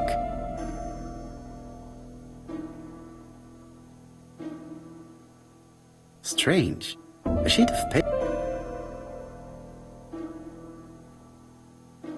What a strange mechanism. I don't think it serves to turn hands.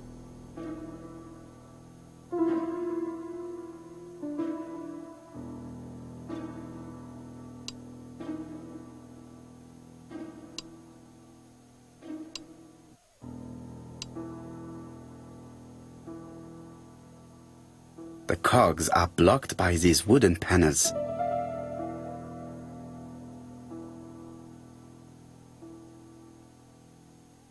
The cogs are blocked.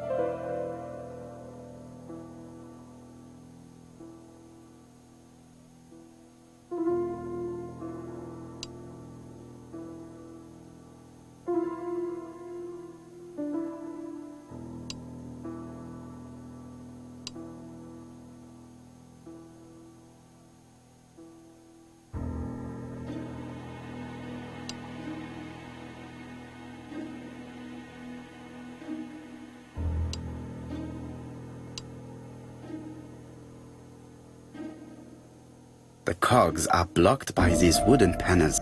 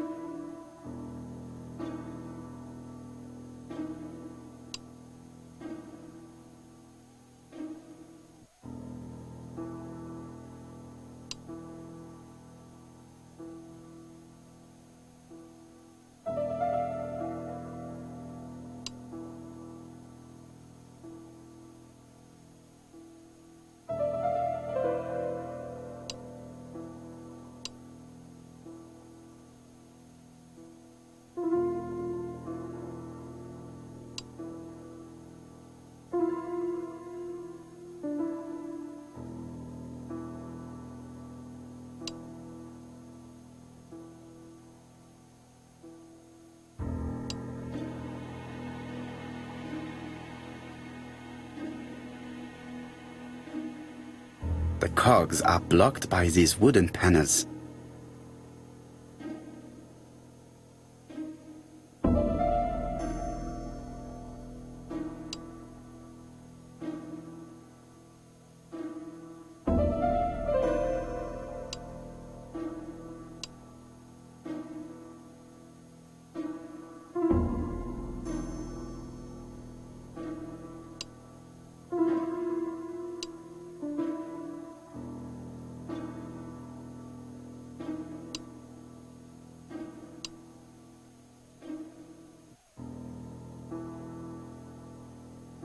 The cogs are blocked by these wooden panels.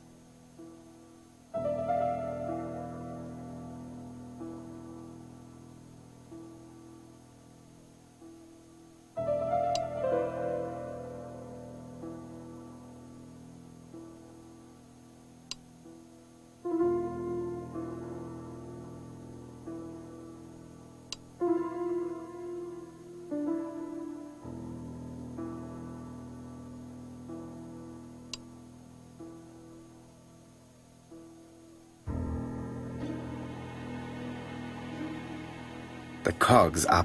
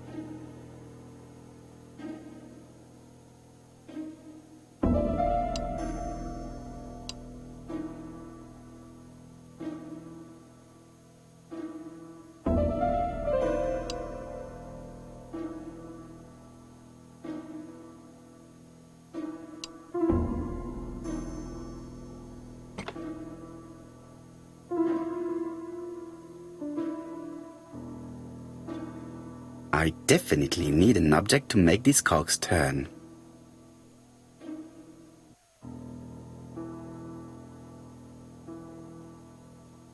I definitely need an object to make these cogs turn.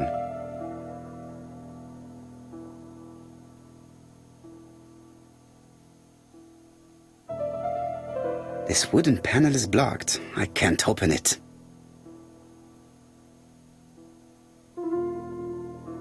This metal disc is stuck.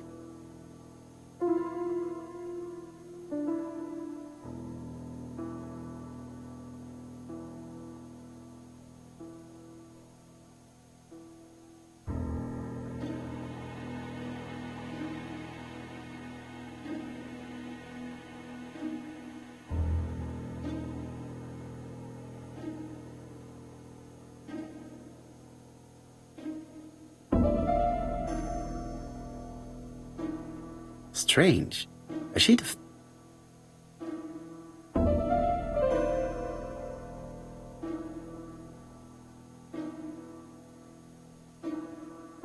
This wooden panel is blocked.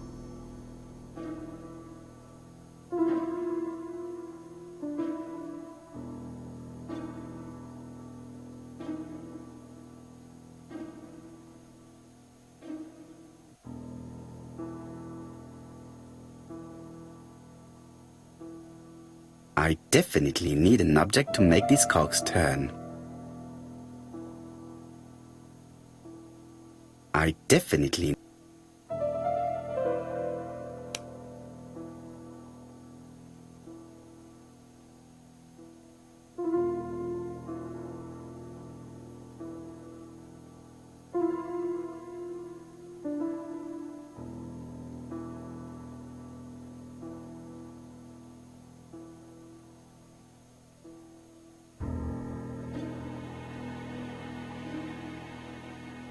This decoration appears to be firmly fastened. This decoration appears to be firmly fastened.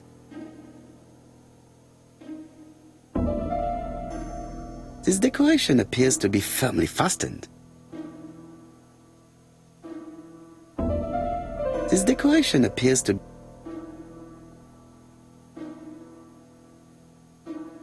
This leg is not well attached.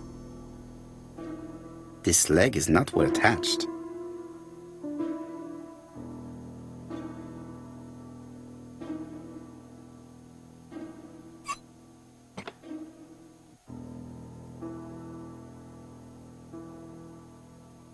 This wooden panel is blocked.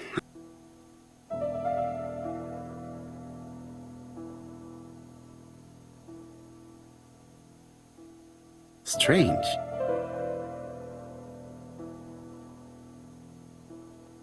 This wooden panel is blocked.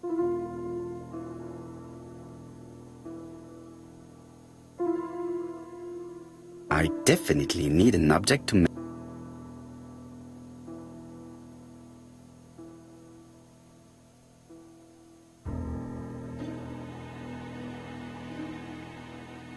This metal disc is stuck.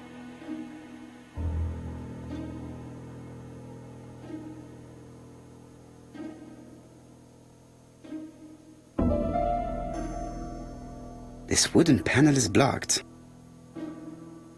This wooden panel is blocked. I can't open it.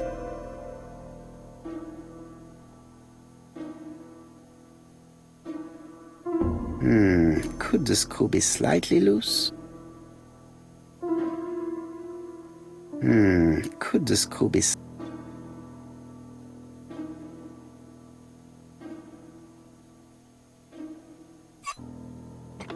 Good. It should be possible to open the wooden panel. Look, a key. This could be useful.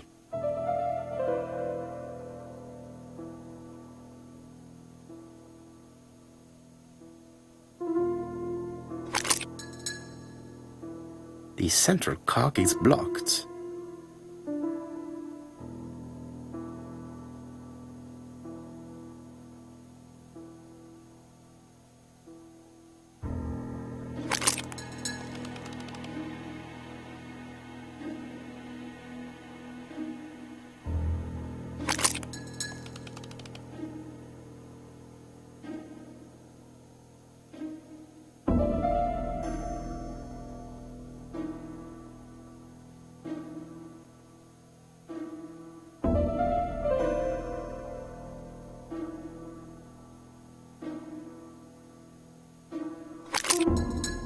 Ah, something clicked on the front of the clock.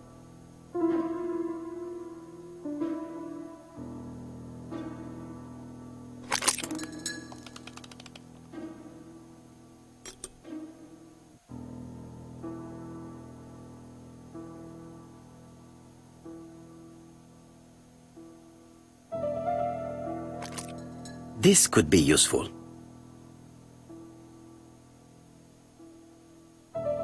Betty, I enjoyed a wonderful evening in your company, and I hope that we will see each other again very soon.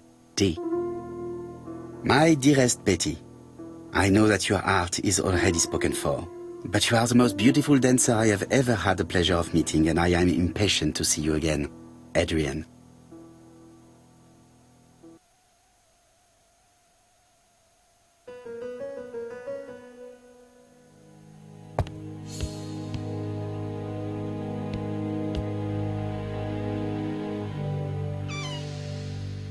This small key should be useful to me. Medicine to prevent voice loss. Did Betty have problems with her voice?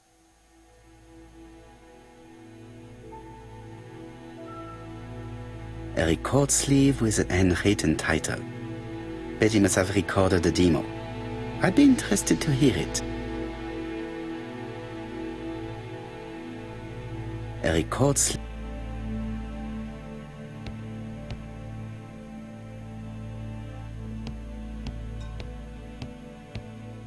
Looking at all the clothes she took out, Betty must have had a problem deciding what to wear. Maybe she had a date?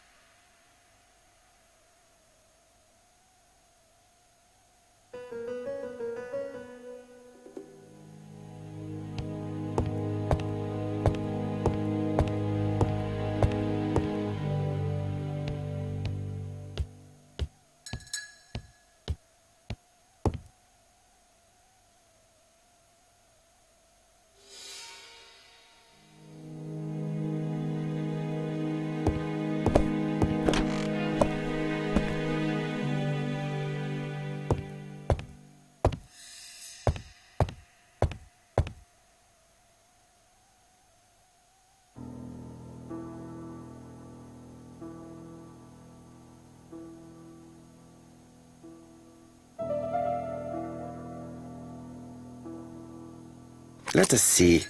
What is this cupboard hiding?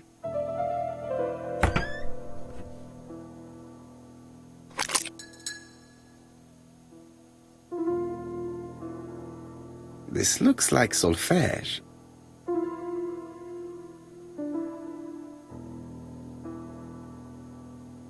This looks like solfège.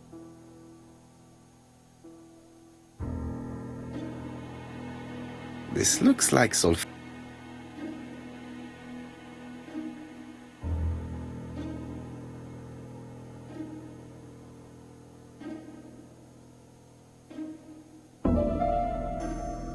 I cannot open it. It looks like the mechanism is blocking.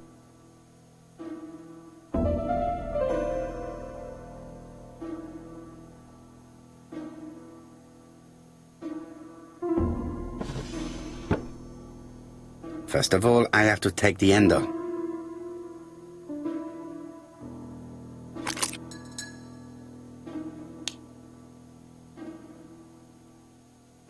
There is bound to be a clue somewhere.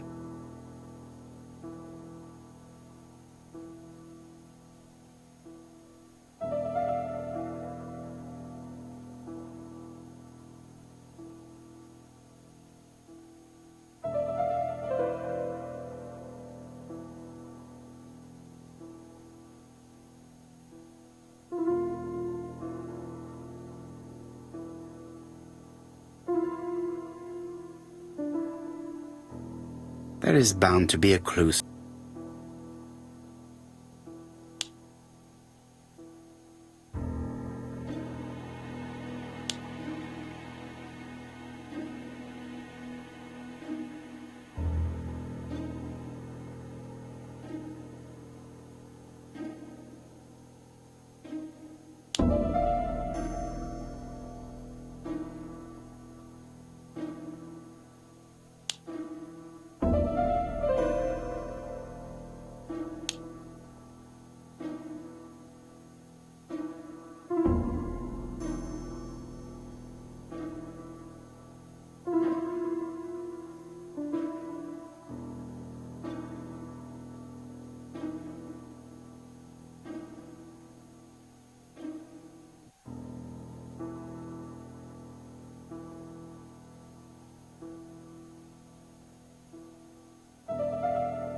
There is bound to.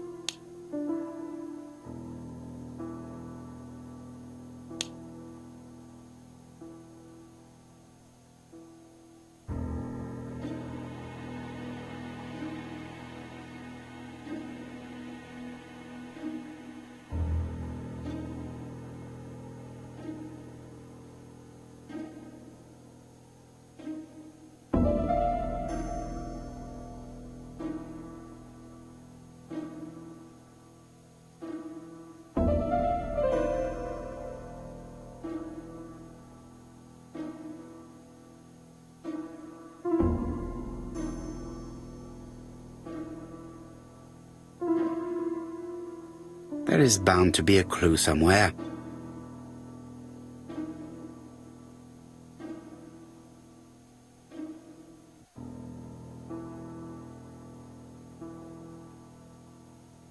I cannot open it.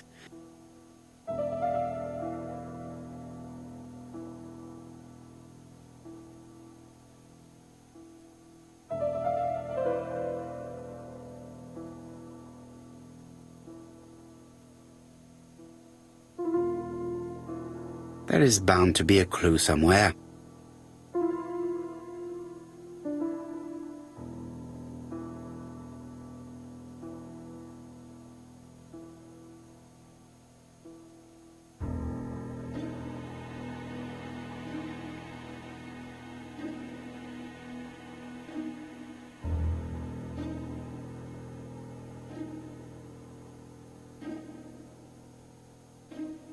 There is bound to be a clue.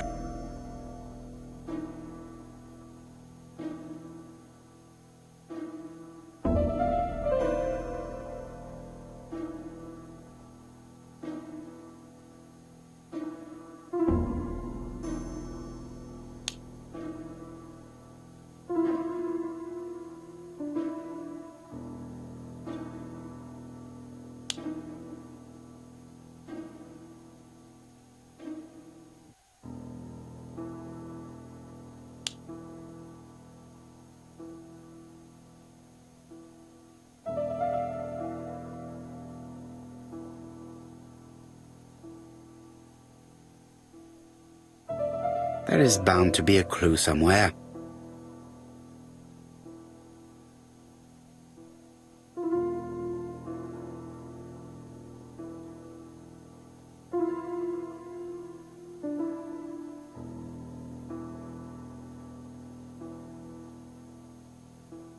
There is bound to be a clue somewhere.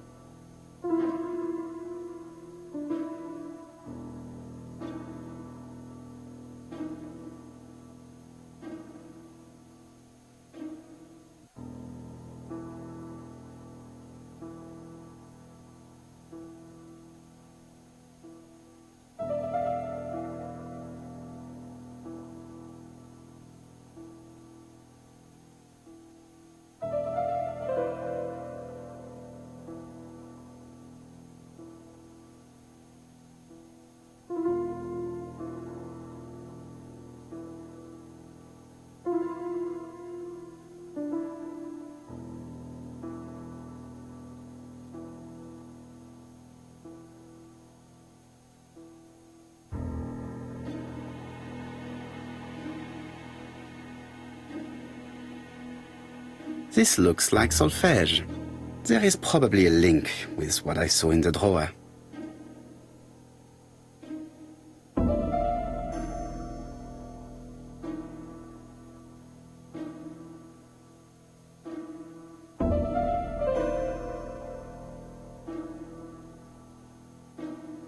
I cannot open it.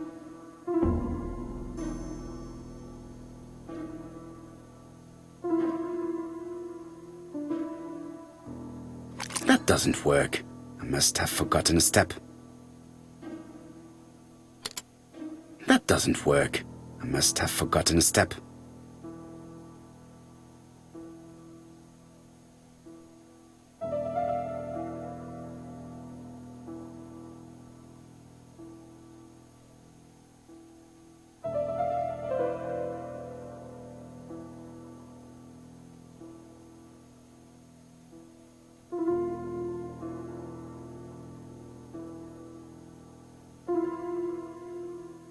There is bound to be a clue somewhere.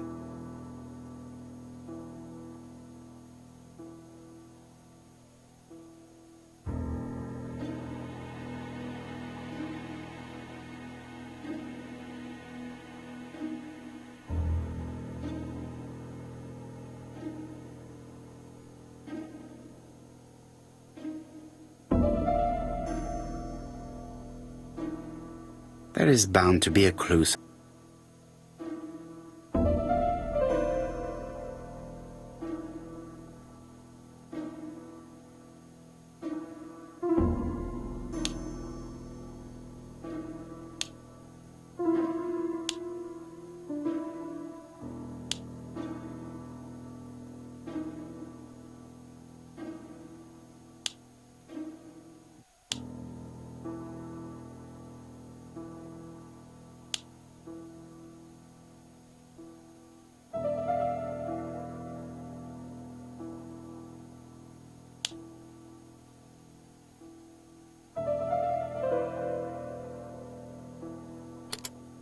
That doesn't work.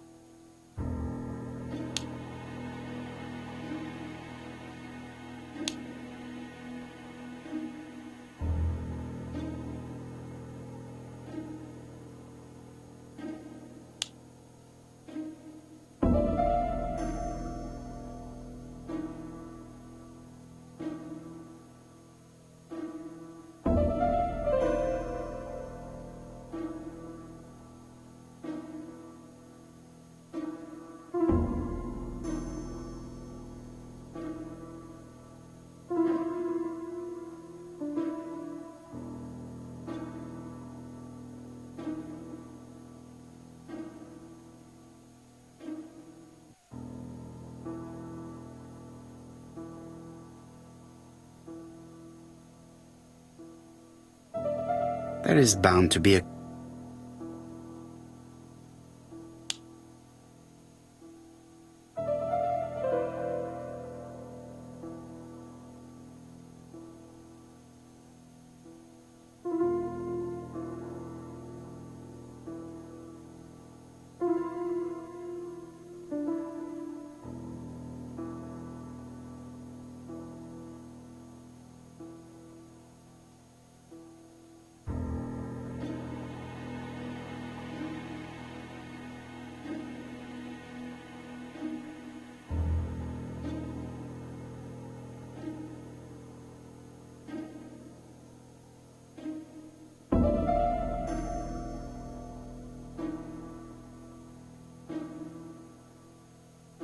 There is bound to be a...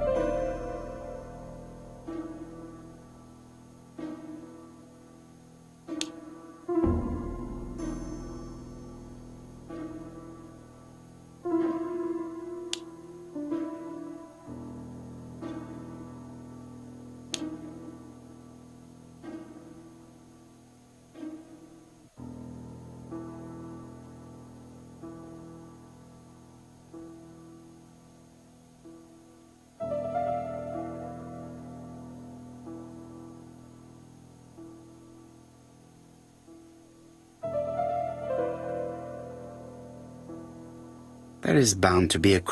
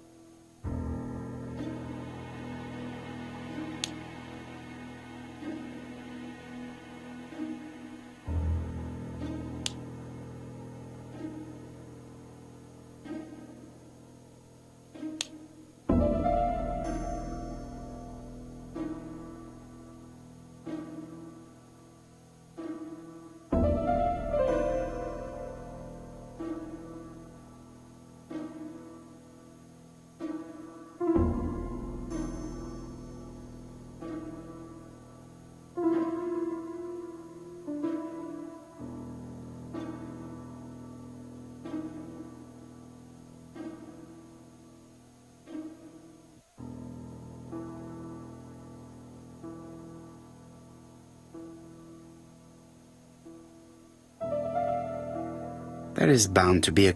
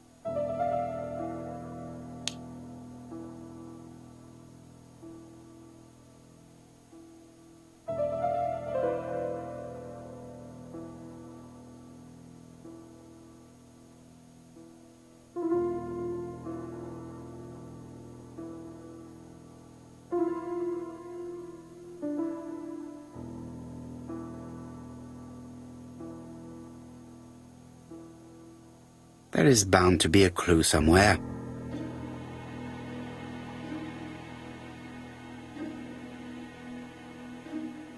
It looks like something goes in here.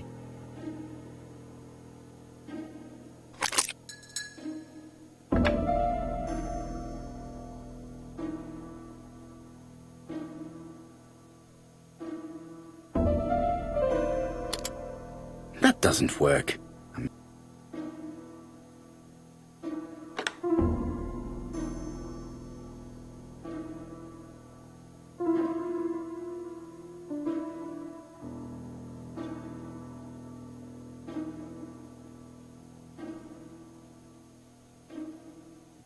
I cannot hold.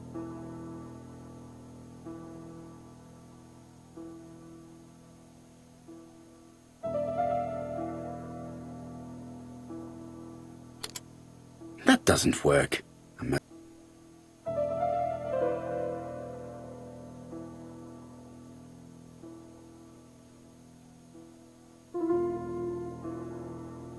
That doesn't work. I must...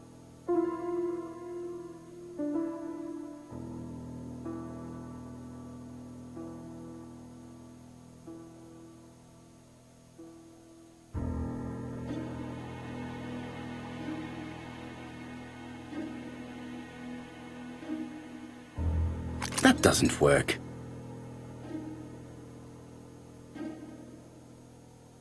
There is bound to be a clue somewhere.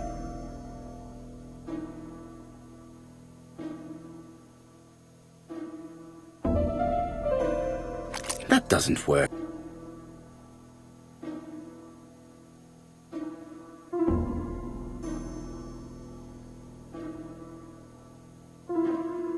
There is bound to be a clue somewhere.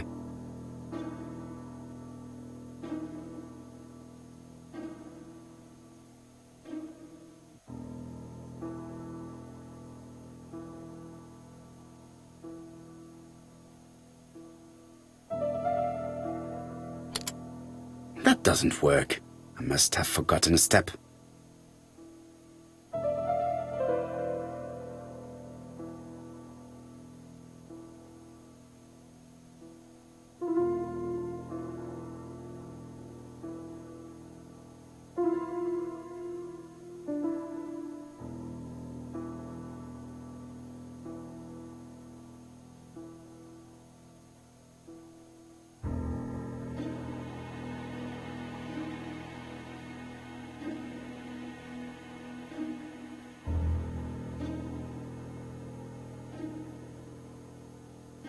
There is bound to be a clue.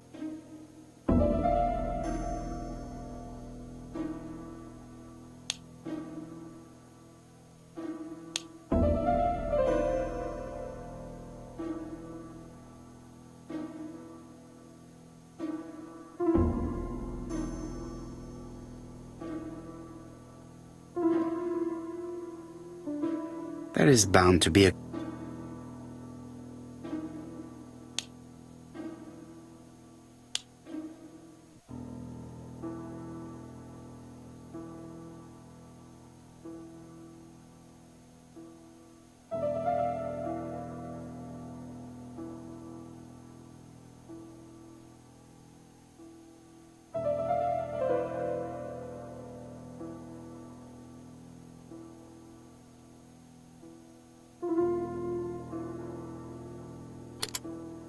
That doesn't work. I must...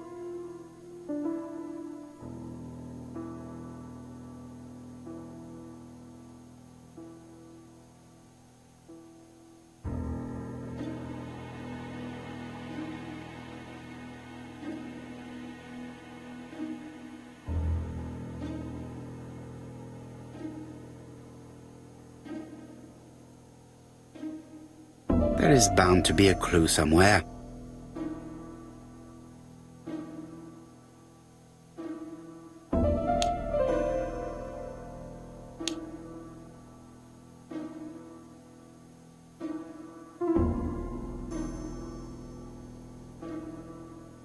That doesn't work. I must have forgotten a step.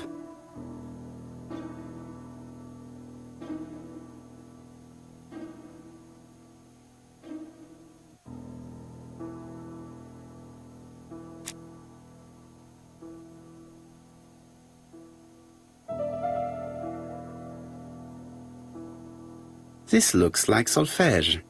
There is probably a link with what I saw in the drawer.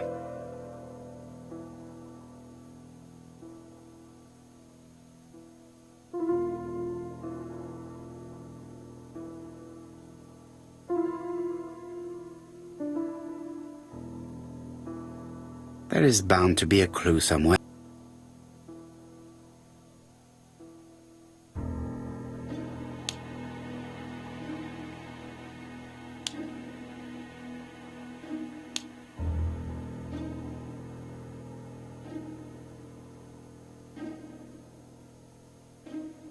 There is bound to be a clue somewhere.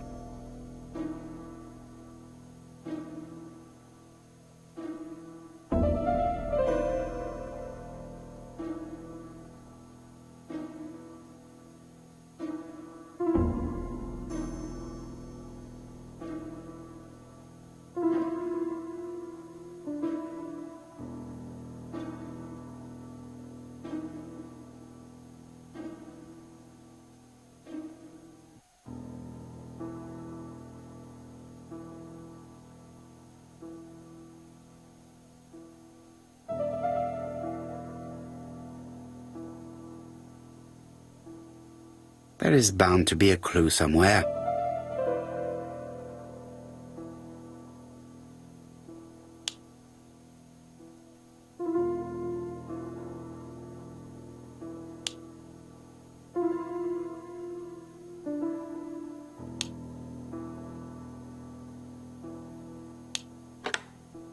I heard the sound of a mechanism being triggered.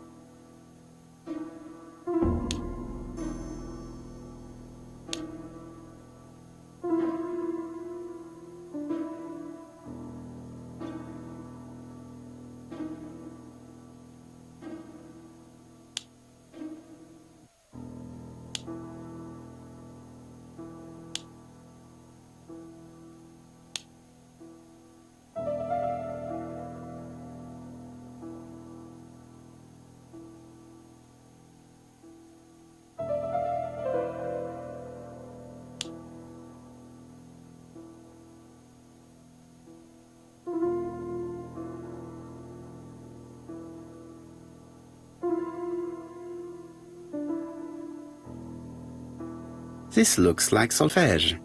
There is probably a link with what I saw in the drawer.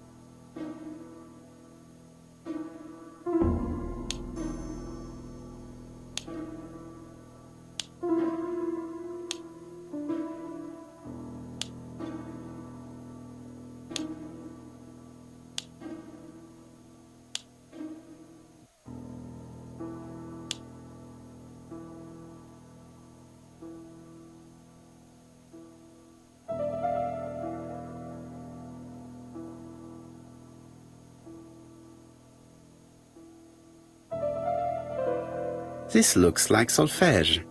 There is probably a link with what I saw in the drawer.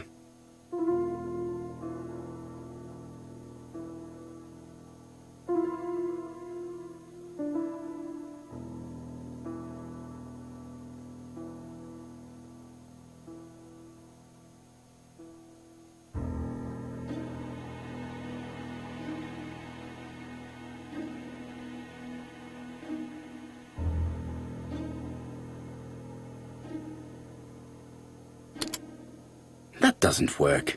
I must have forgotten a step.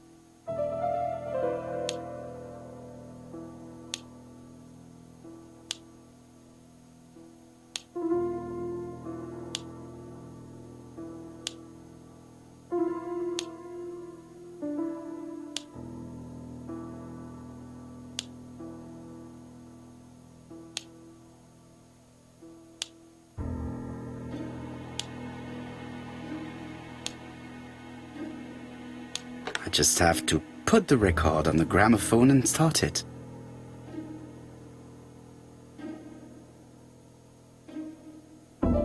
That doesn't work.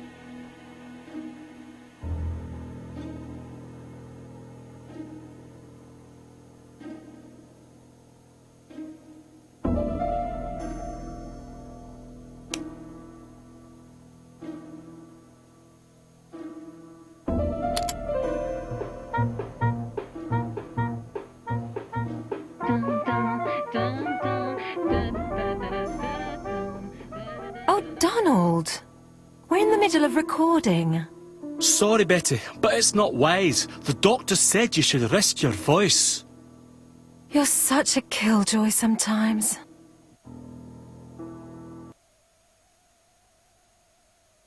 Betty was such a good singer. It's true. Did she have any problem with her throat? Yes, she had to be careful with her voice. Of course, she didn't follow the doctor's advice. If Don didn't insist, she... Well, it's too late for all that now.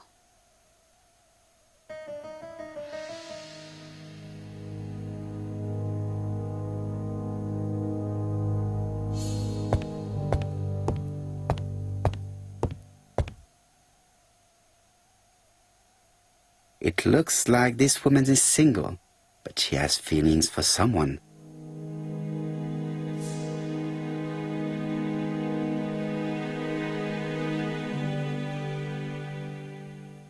She is looking so intensely at this photo.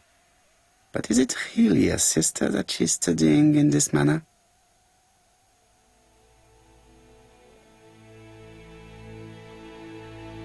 They made the perfect couple, am I correct? Yes, in a way. She was pretty and he...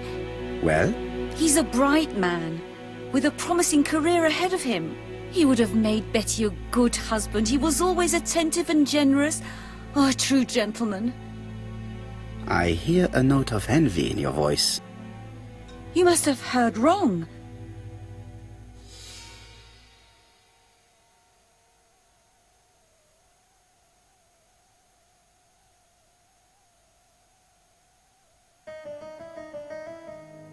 You have not mentioned Donald's jealousy.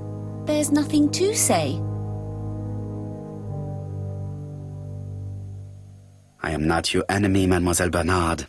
And you are not my friend either, Mr. Poirot, sir. Yes, but your lies are not helping Mr. Fraser, or you for that matter.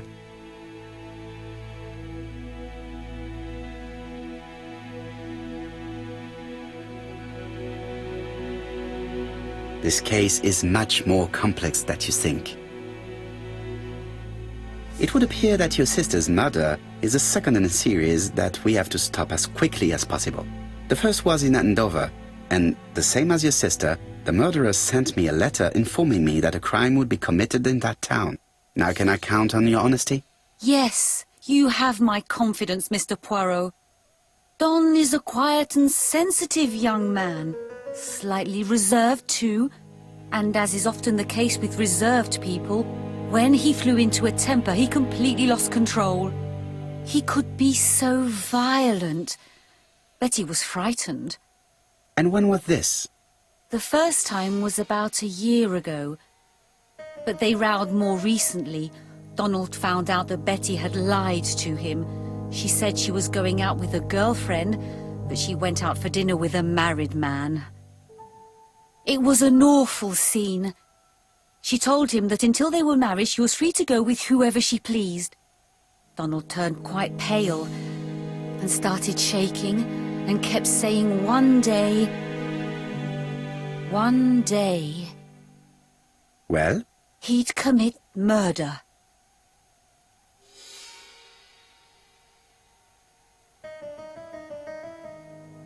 So you were afraid that he would become our main suspect. I know that Fraser was jealous, but I wonder why you feel the need to protect him. Exactly. Had you not told me about the case, I would never have dared to tell you about this little matter. Don loved Betty with all his heart. I can't imagine for one instant that he would hurt her. Very good, Mademoiselle Barnard. Thank you for your help.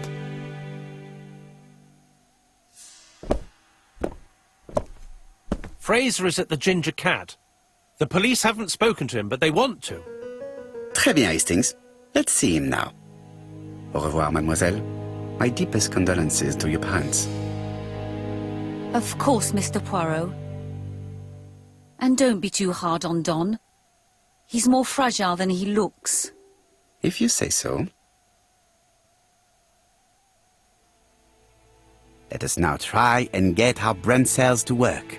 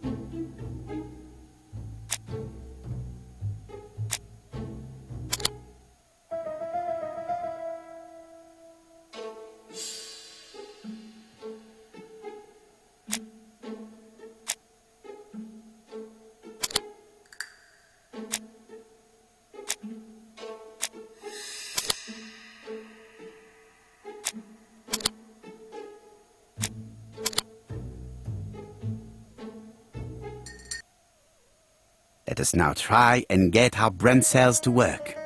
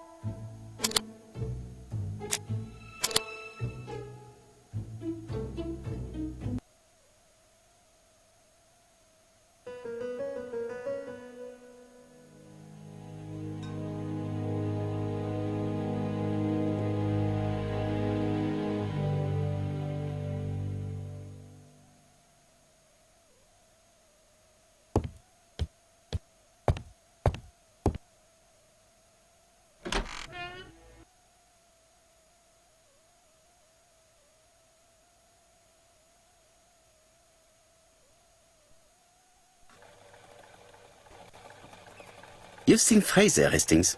What is your feeling? He's a big chap. Fragile isn't exactly the word that springs to mind. I talked to his landlady before seeing him. She went to bed at 11. Fraser wasn't home yet. Bien. Megan Barnard said he is a reserved character but with a nasty temper. We will see if this is the case.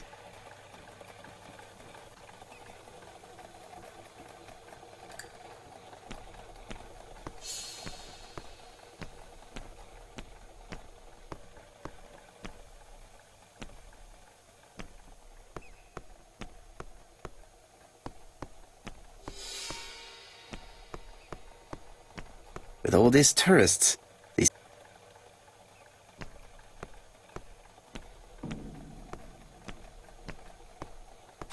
I fear that this case is far from being solved.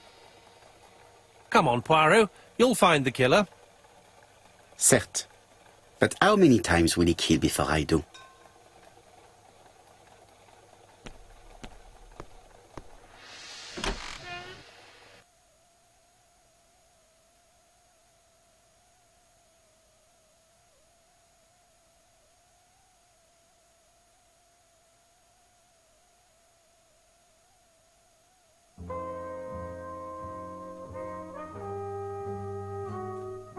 How do you do, Mr. Fraser? You're Hercule Poirot. Mr. Hastings said you wanted to speak to me. Yes. I know that it may not be the right time, but I would like to ask you a few questions.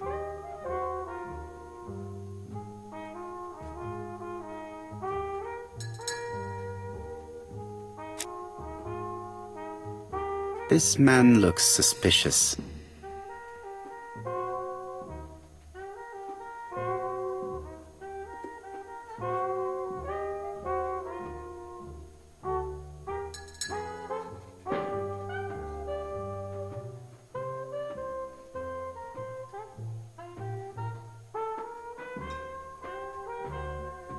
Leave me alone.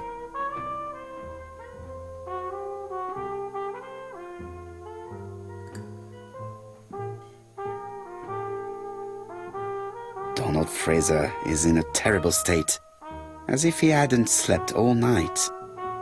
And he's drinking White Horse. Leave me alone.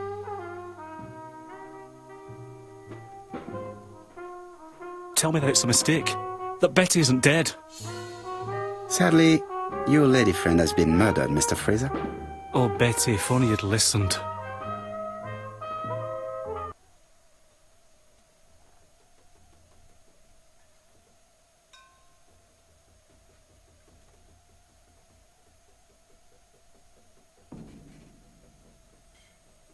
Did you visit Betty yesterday afternoon? No, I haven't seen Betty for 2 days. I was at the office yesterday afternoon. Can you prove that? Of course. But why this question? Betty died yesterday evening, didn't she?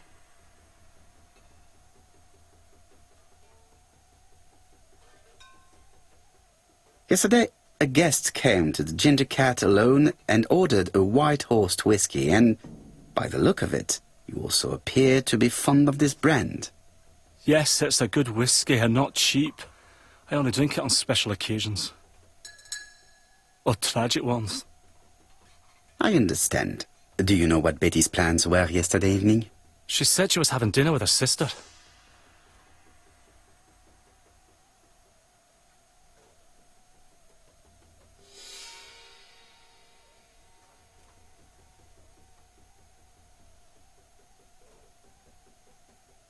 Yet, Megan only returned to Bexhill this morning, Mr. Fraser.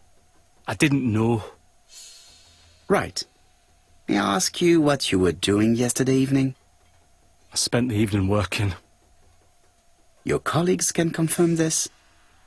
No, I often take work home with me.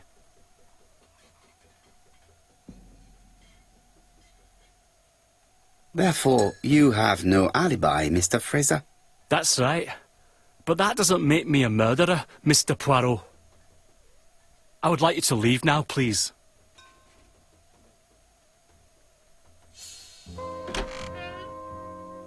Ah, I knew I'd find you here, Poirot. I thought the victim's young man was here. Yes, is all yours, Chief Inspector. Let us now try and get our brain cells to work.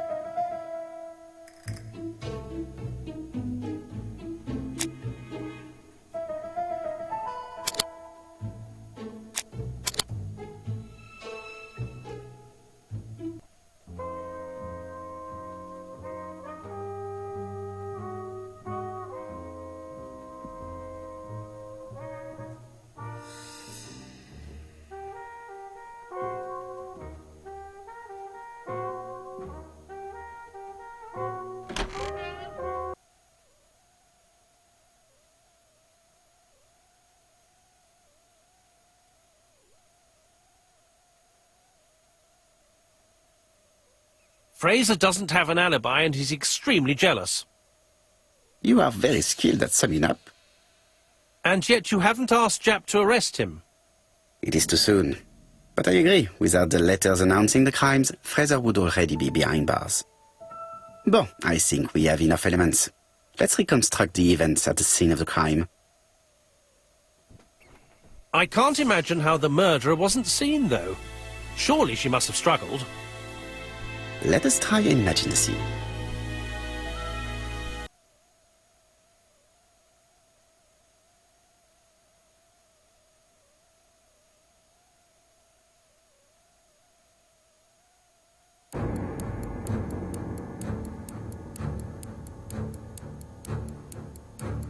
The killer and the victim are walking on the beach.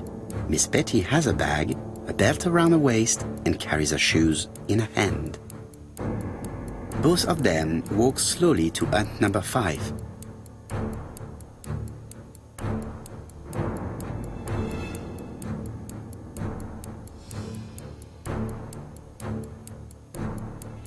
Both of them walk slowly to hut number 6.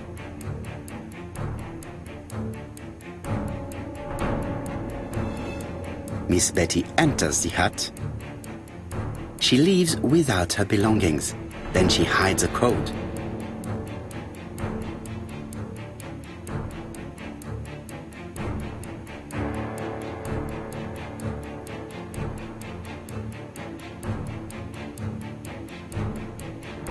The killer tries to remove his victim's belt. She panics and tries to stop him. She runs away, pursued by her assailant. No, there is no sign of a chase. Things must have happened differently. Let us think again, mon cher.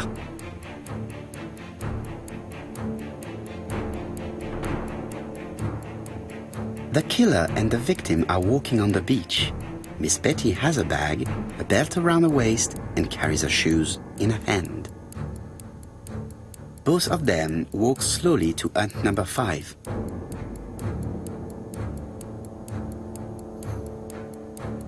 Both of them walk slowly to hut number 6.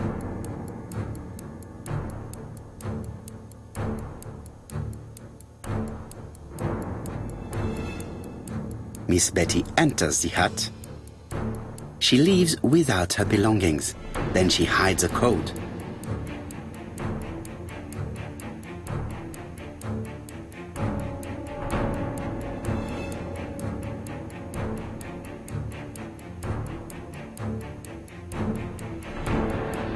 They keep walking. Then she removes her belt. The murderer moves behind her and then attacks her by surprise. The body falls, lifeless, on the sand. Everything appears to match the crime scene, mon cher Hastings. That is exactly what happened.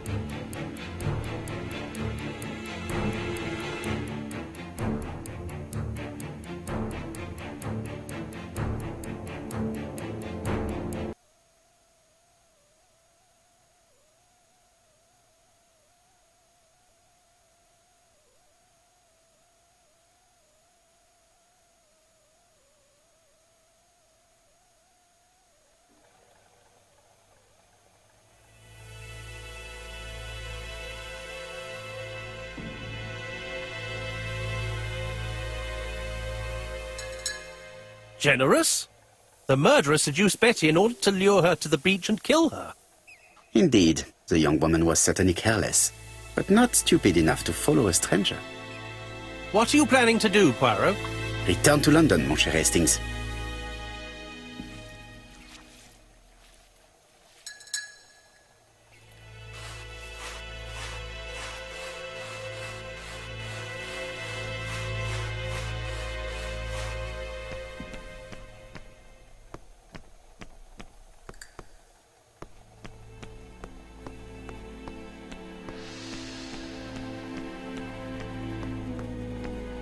Right, back to London.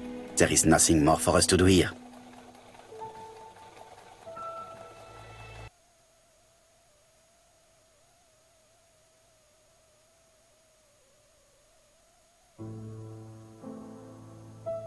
Jap has decided to reveal details to the press. The alphabet murder is now famous. It is not a bad idea. The more people who know, the greater our chances of finding out something of interest. Poirot, I have a bad feeling.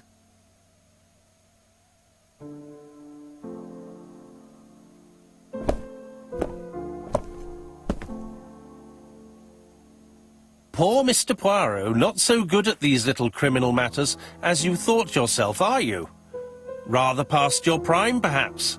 Let us see if you can do any better this time. This time, it's an easy one. Churston on the 30th. Do try and do something about it. It's a bit dull having it all my own way, you know. Good hunting. Ever yours, ABC.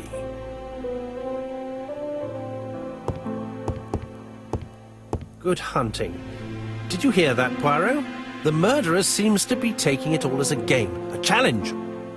He will strike on 30th in Churston. We must warn Scotland Yard.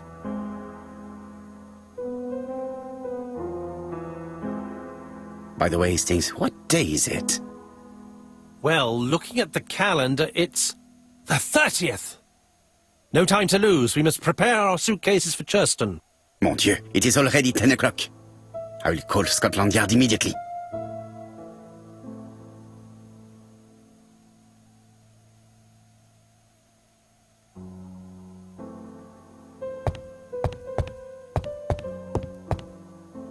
In his haste, Hastings tore the envelope.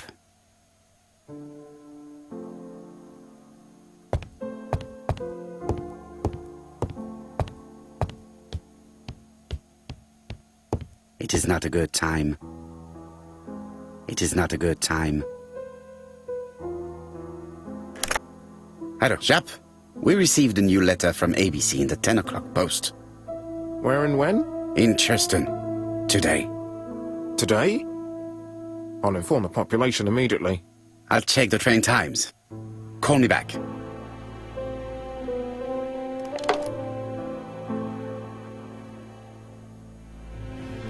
It is not a good time.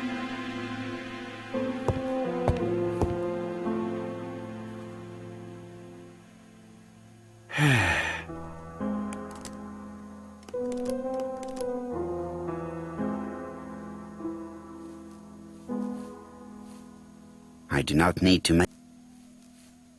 It is not a good...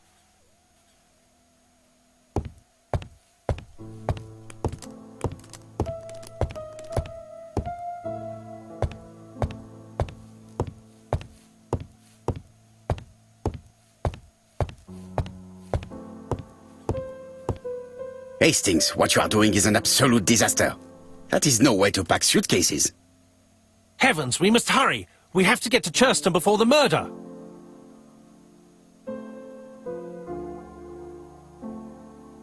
You're right, Hastings. It is an emergency. At last, Poirot, you're being reasonable. Poirot, you were right. I've just consulted the ABC guide. There's no hurry. The next train doesn't leave till 11:45. You see, there is no need to hurry. We will not be in Churston until tomorrow morning, after the murder. But why has the murderer warned us so late? It's not what he usually does. Did he do it on purpose? Very good question, Hastings. We should also compare the letter we have just received with the other two, although I have very little doubt about what we will find.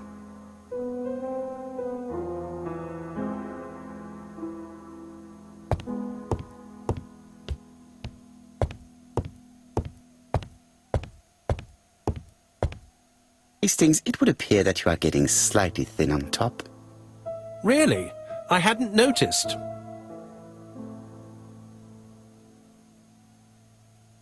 Mon ami, it is a pleasure to be working with you again. I have missed you these past few years. It is not the right time.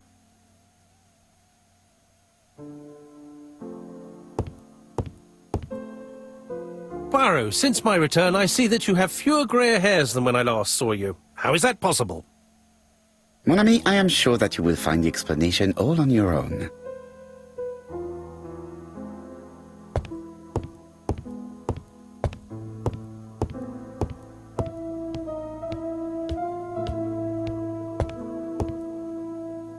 Right, let us compare this new letter with the second one.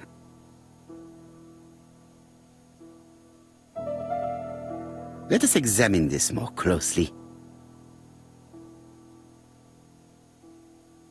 Certain characters in the two letters may have similar... Yes, this I is weird.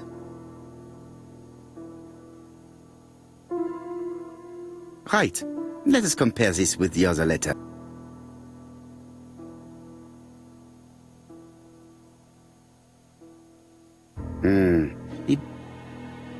However, the character...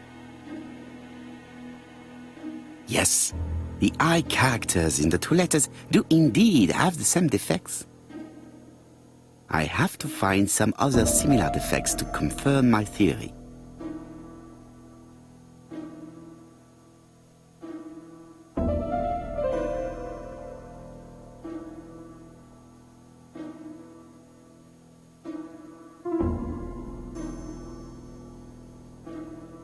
Let us examine...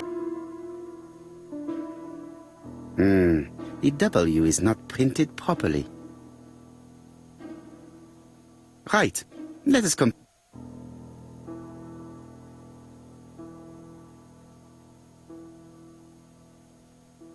Of course, the W characters in the two letters do indeed have the same defects. I have to find some other similar defects to confirm my theory.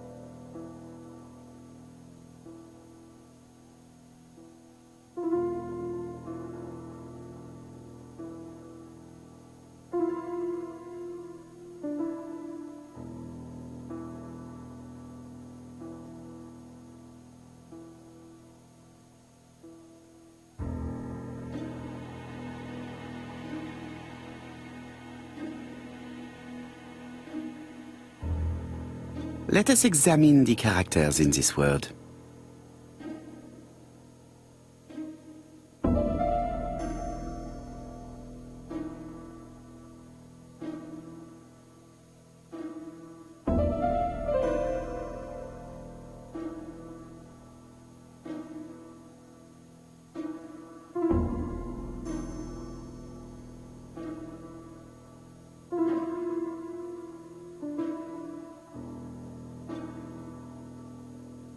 Yes, the A appears to be quite unusual. Right, let us compare this with the other letter.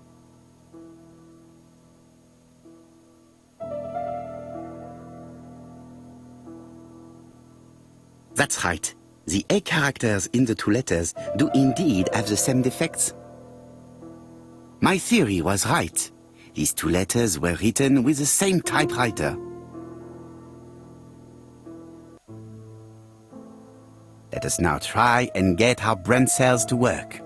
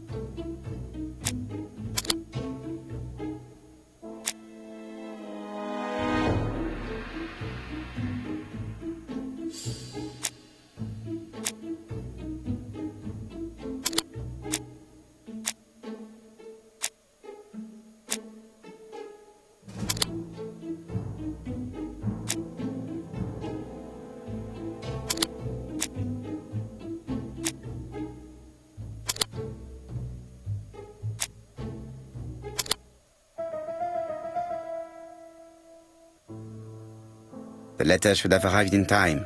The postmark shows that it was sent 3 days ago. However, our man made a mistake in the address, which explains the delay. All the same, the post office took their time correcting the error. Come on, Poirot. Your address is not quite as well known as that of Scotland Yard. Poirot, the telephone.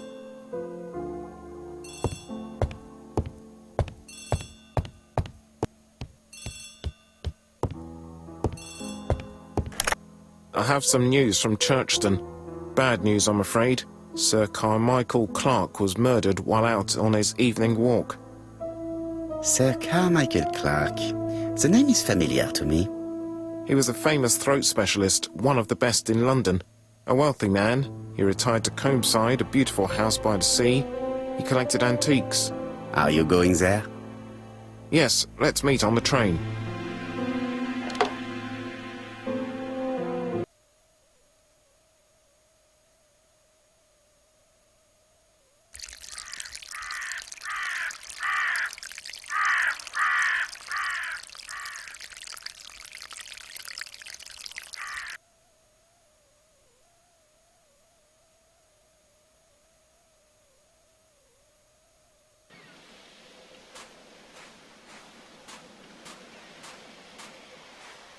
The victim is called Sir Carmichael Clark, one of the best throat specialists in London. The body was still warm when we found it. If we had been warned earlier, we definitely could have saved him. It appears that the murderer made a mistake when he wrote his letter. A mistake? Lucky for him. And what if he did it on purpose? No. He's defined his madcap rules and he's sticking to them. It's a matter of pride for him. Shall we go up to the house, Poirot? You go, my friends. I will come soon.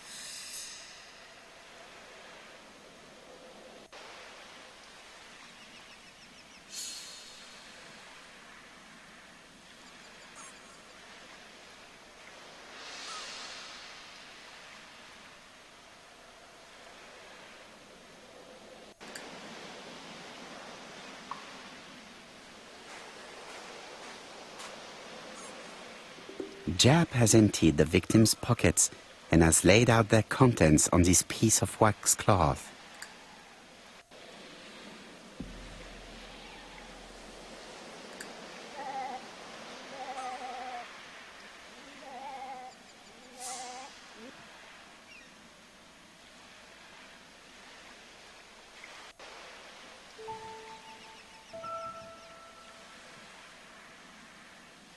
An oriental dragon. It's an old piece. much older than a pocket watch on which it was fastened.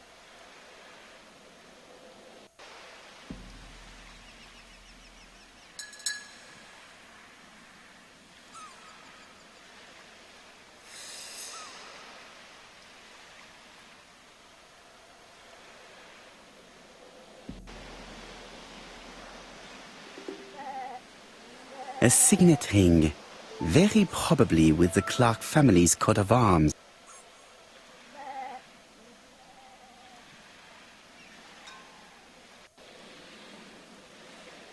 It is pointless.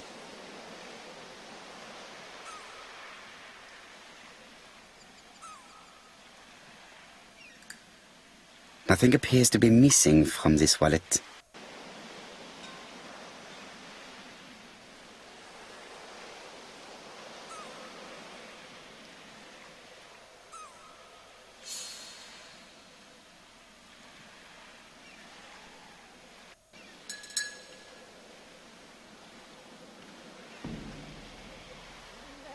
An ABC guide. The murderer's customary signature, covered in blood this time.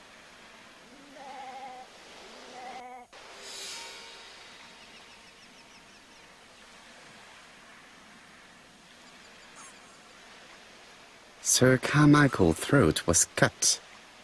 It's a clean incision, a professional murder. The gravel on the path has been sprayed with blood that covers a conical-shaped area, which starts at the body and becomes wider as it moves further from the bush.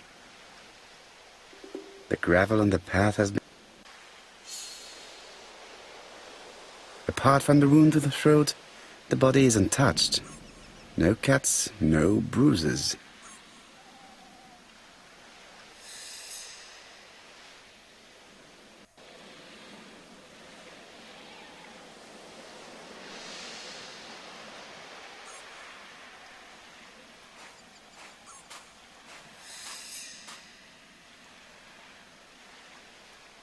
This place is very calming.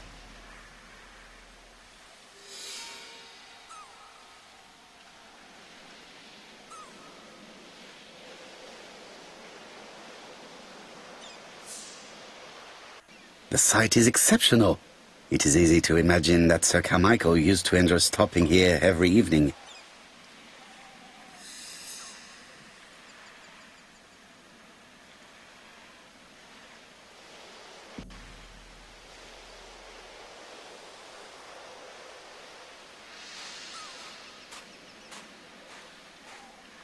The body is just in front of a bush, one of the only bushes in the surrounding area.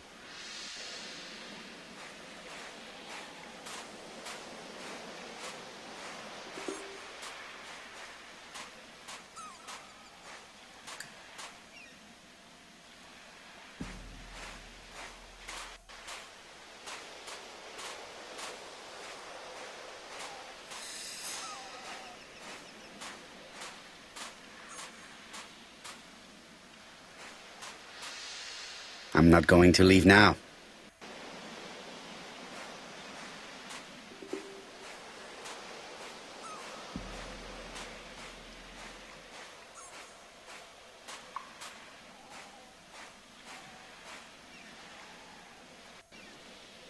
The site is exceptional. It is easy to imagine that Sir Carmichael used to enjoy stopping here every evening.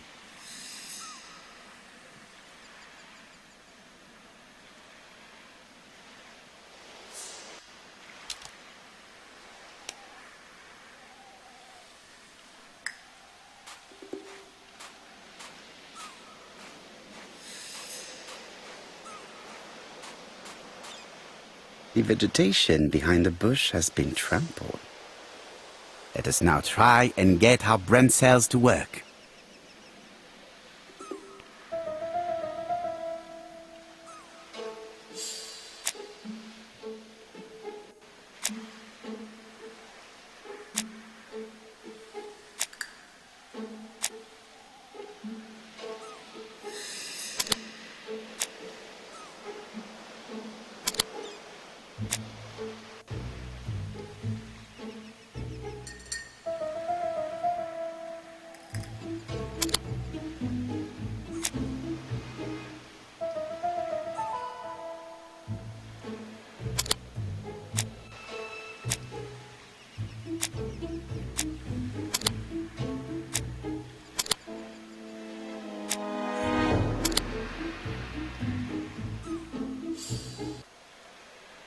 Sir Carmichael had his back to the bush when the killer cut his throat from behind. A fatal blow that sprayed blood over a range of more than 1 meter. Let us now try and get our brain cells to work.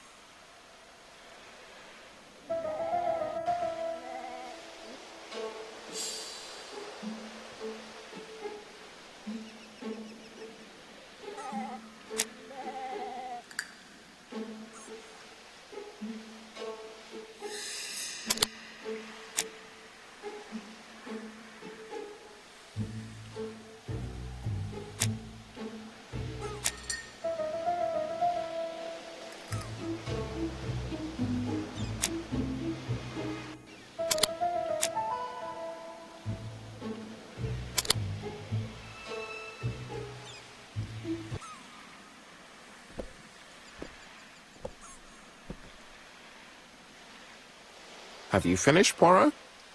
Chief Inspector, many questions remain unanswered, but I am certain of one thing.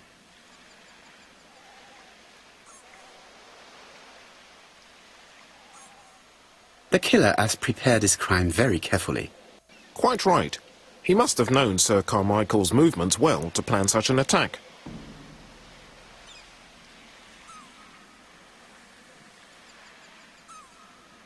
The murderer struck with terrible savagery. Yes, blood flowed. It's the first time he's attacked a man. He armed himself accordingly. Have you spoken to the victim's family, Chief Inspector? I've spoken to the brother, Franklin Clark. I didn't get much out of him. He's yours. I must get the body removed.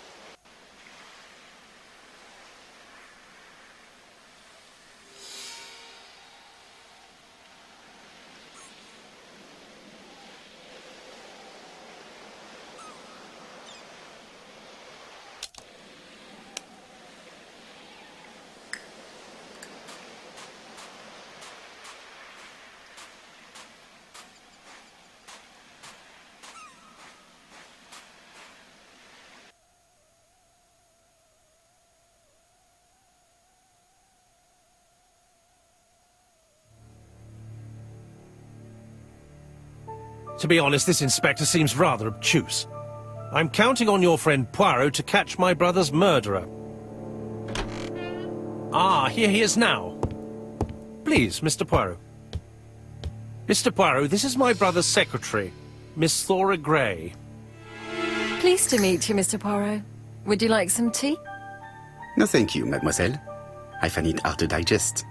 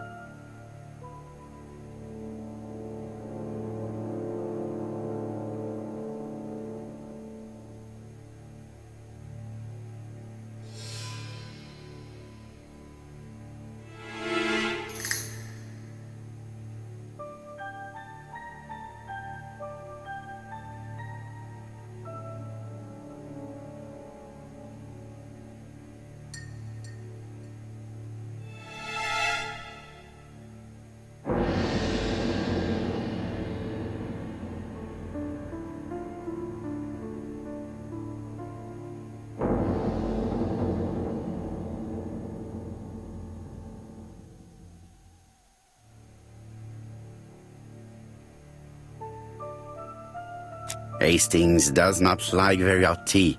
He's going to blow on his cup for a good while before drinking.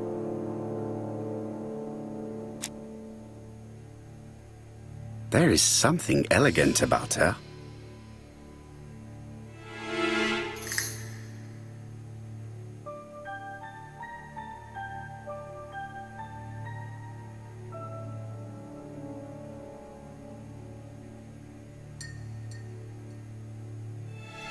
She has good taste, except perhaps in her choice of jewelry. Please excuse me, I have to take care of Lady Clark.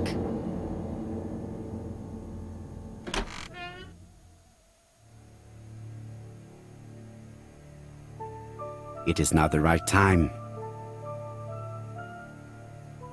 It is a once in a...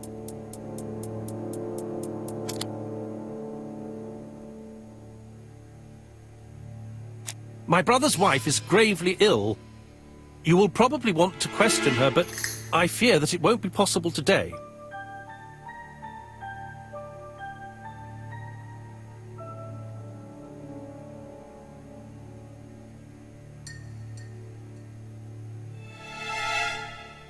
Of course, I understand. Someone set a trap for your brother. Who was familiar with his habits? Everybody knew he took his evening walk at 8:30, and that he always followed the same path.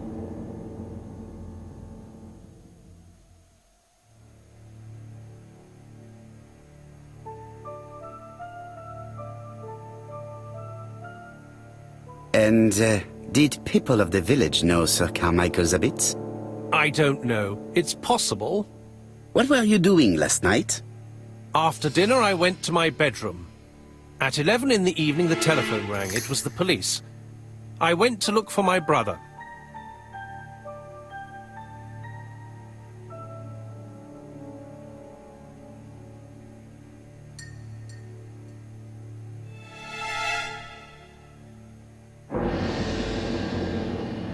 Was it your favorite novel?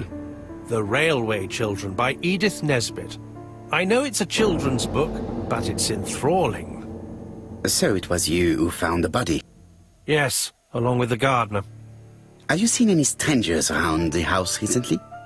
No. As far as I know, nobody has been near the house.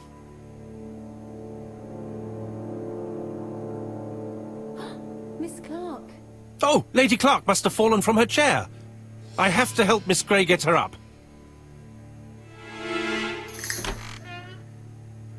Hastings, while our host is gone, let's examine the drawing room.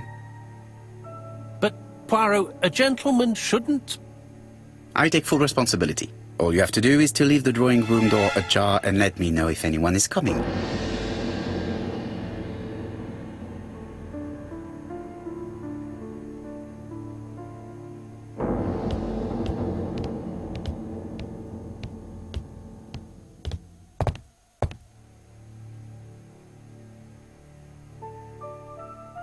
A tiger.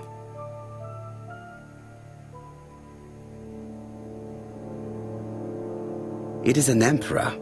His place at the center of the table is probably symbolic.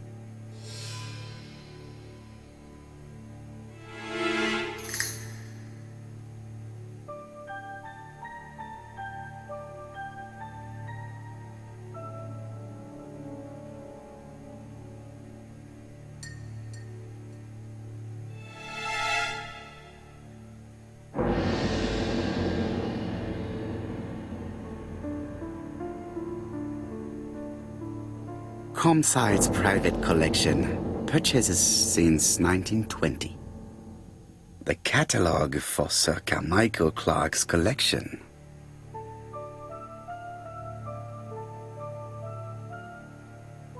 A turtle.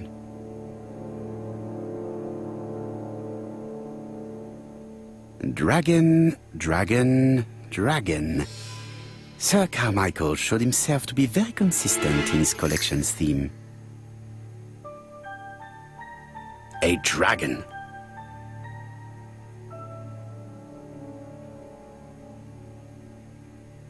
A crane?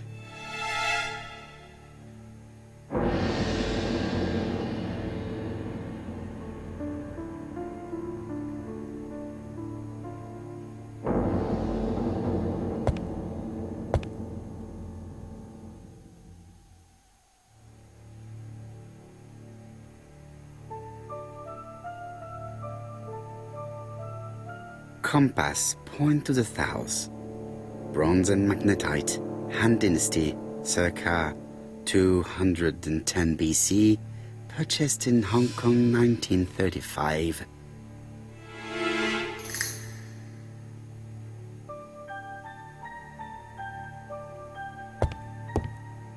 There are some very valuable.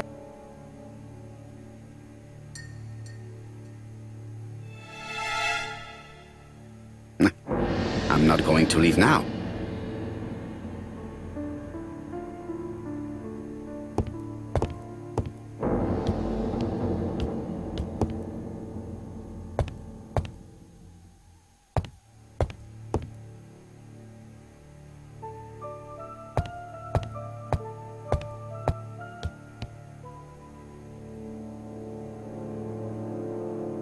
Traditional Chinese map. Facsimile. South is on the top of the map.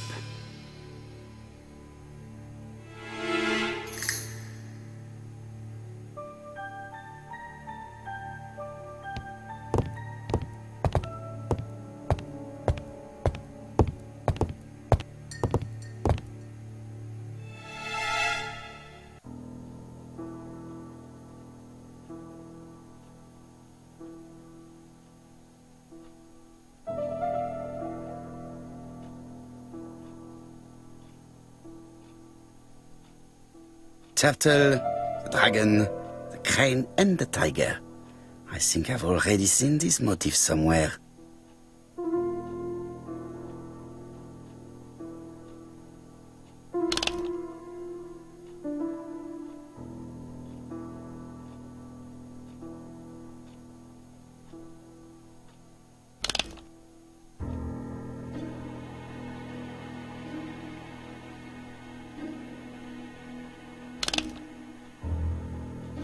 The position of each motif is correct, but they are not turned the same way as on the table.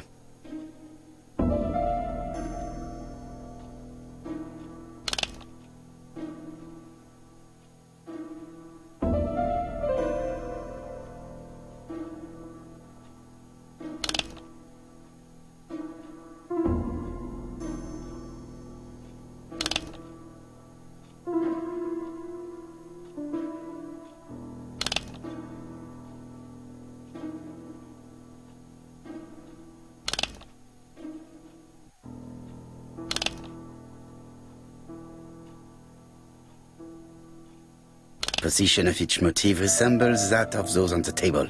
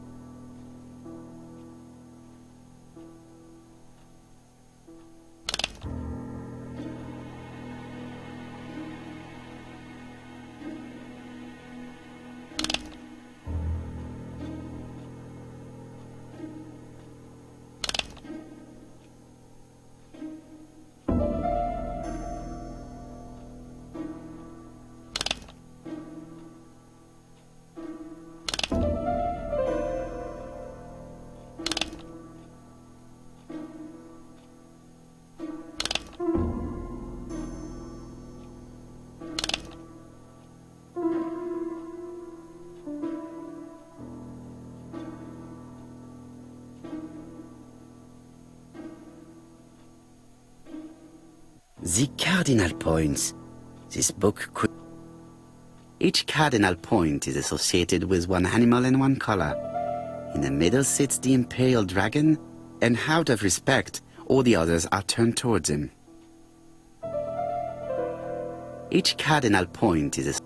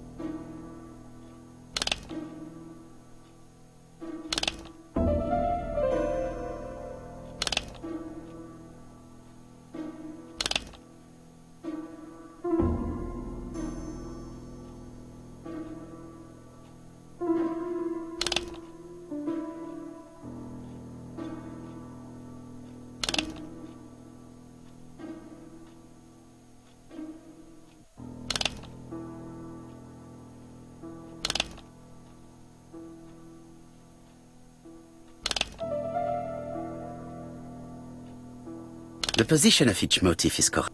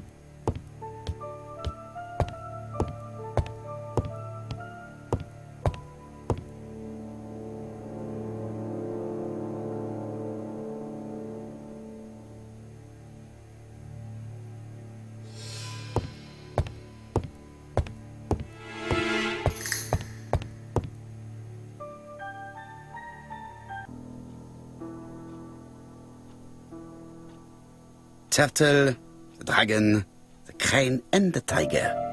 I think I've already seen this motif somewhere.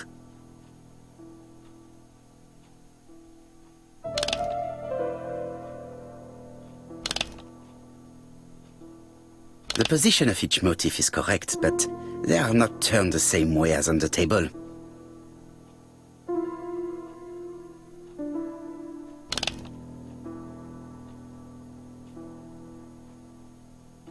The position of each motif is correct.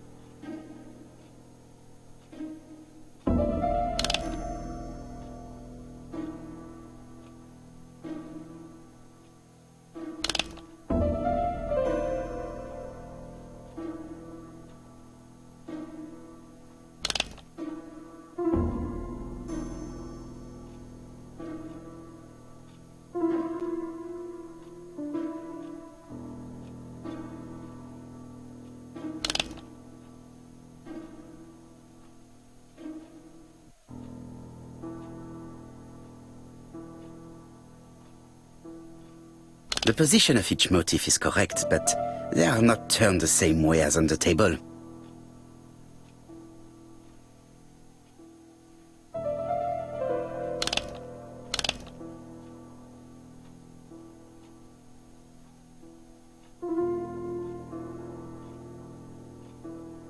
The position of each motif is correct.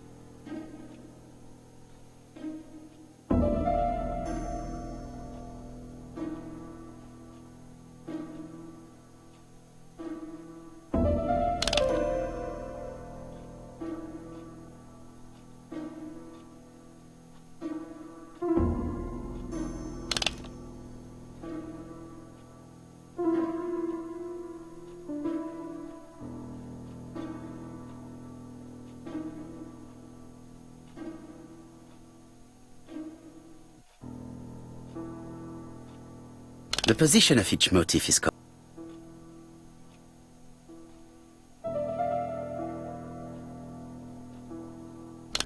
I think I heard a bang. Could it be this cupboard? This is interesting.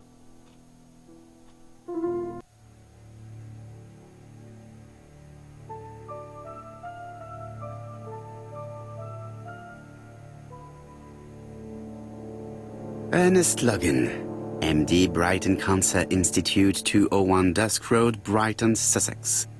To Sir Carmichael Clark, MD, Comside Churstone, Devon. Brighton, 1935, January the 5th.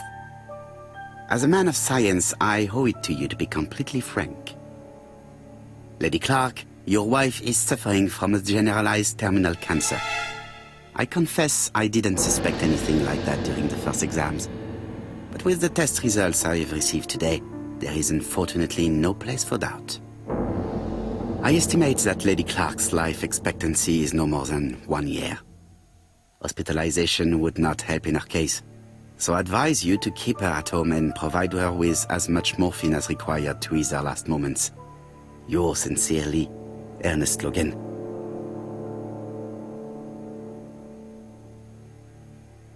These daggers are only ceremonial weapons.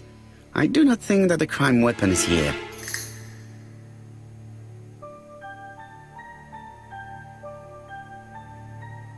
Here's Miss Gray. Sorry to keep you waiting. Lady Clark's condition requires regular care. I believe you want to ask me a few questions. Indeed, mademoiselle. This porcelain is remarkable. Is it old? It's about 3 centuries old, I believe. Wait, let me find the reference.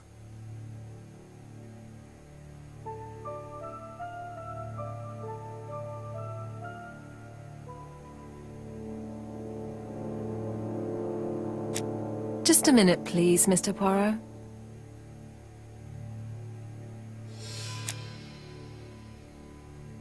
She appears to be very flustered.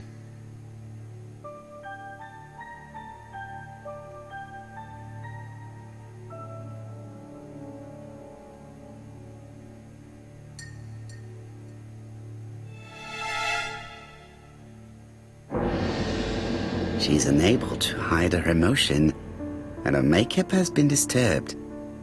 I think that this young woman has just been kissed.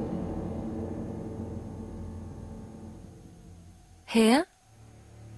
Teapot with black dragon, Gangshi period, end of the 17th century. It is a rare piece with unusual colours. You have a good knowledge of art history. Acquired while working with Sir Carmichael. I used to help him manage his collection and choose his new acquisitions.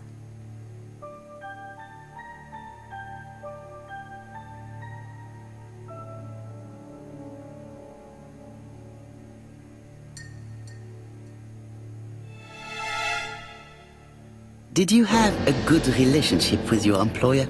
He treated me well, and I am sorry for his death. Have you seen any strangers hanging around in the past few days? No. Nobody has been near Comside.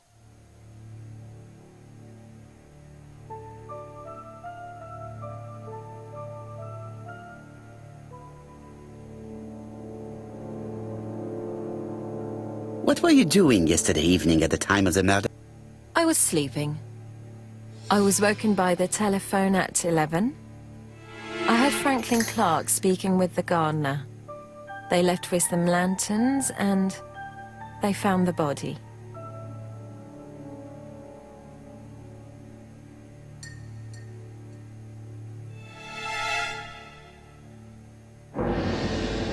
What are your feelings about Franklin Clark? What an odd question. Of course I think he's a good man. He's energetic, nice, very sociable.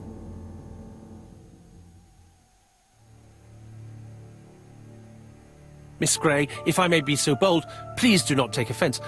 My friend has rather unusual methods, but all he wants is to find the murderer. Yes, I understand. I must rest. Please excuse me. Earlier, you asked me to watch the living room door for you. I don't wish to be indiscreet, but sometimes a gentleman stumbles upon a secret without intending to. That is sometimes the case. And I saw Franklin Clark kissing Miss Gray at the foot of the stairs. Do you think this is a common occurrence? No, I saw emotion, intensity. I think it was their first kiss. Well done, mon ami. Well spotted. However, I don't think I completely understand this business. Why did Sir Carmichael not defend himself?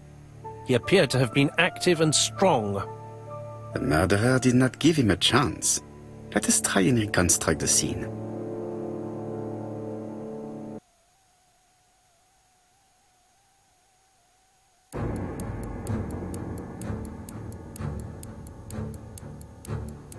Sir Clark is taking his customary walk.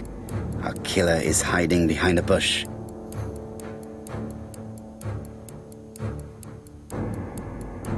The old man walks quietly along the gravel path.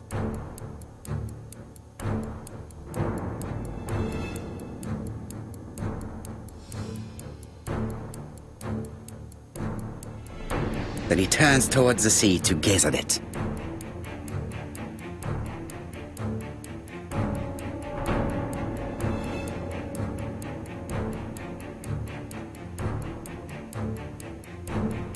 The killer leaves his hiding place on the right-hand side. He approaches silently over the grass.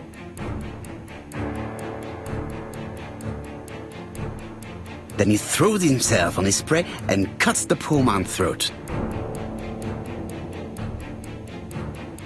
He then lays down the ABC before leaving. Everything appears to match the crime scene, mon cher Hastings. That is exactly what happened.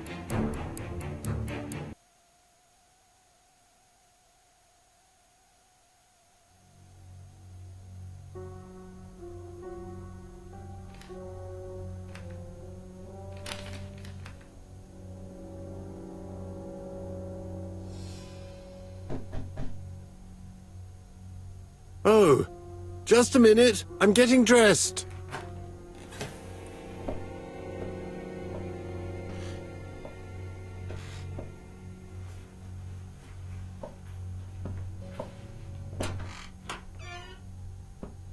Mr. Kirst, have you recently returned from Churston? Yes. Indeed I have. Have you seen the papers? And to think that you might have rubbed shoulders with the killer. Imagine that. Mr. Kirst, are you all right? You don't seem well. My apologies. My throat is burning and my head feels heavy. It's ever since the war, you know.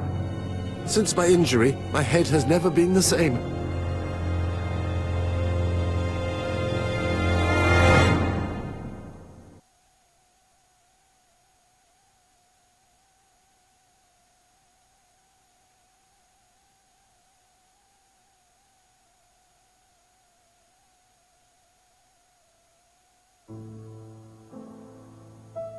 Poirot, it's a pleasure to be with you again after all these years. I looked for a gift to thank you, and I found this propelling pencil. An authentic collector's item. You spoil me, mon ami. And you more so by sharing investigations. Do not underestimate the help you are to me, Hastings. Intellect is not everything. There is also goodwill, and you are not short of that. Later, I will ask you to help me tidy up the room and bring some chairs. Our guest will be here soon. Ah, is Thora Grey coming? Naturally. She is a fascinating young woman, n'est-ce pas? Oh, come on, Poirot. I'm a married man. And Miss Grey has already been courted by Franklin Clark. Poirot, our guests will be here soon. We must prepare ourselves.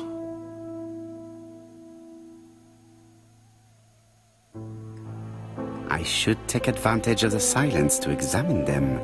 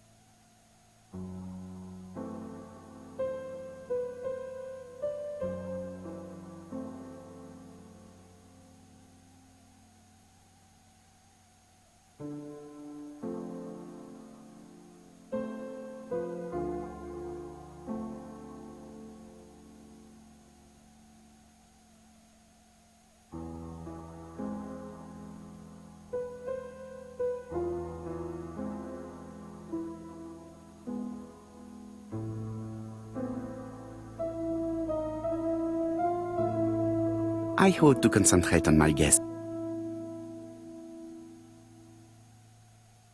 Franklin Clark always seems at ease, regardless of where he is. Something that's unique to people who travel.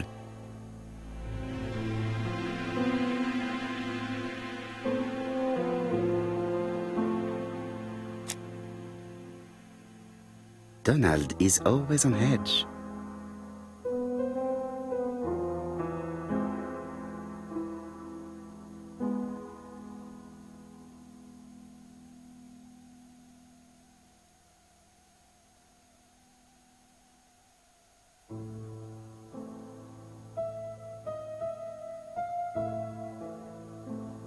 Leave me alone. Donald Fraser is very nervous at the moment, even if he's trying hard to control himself.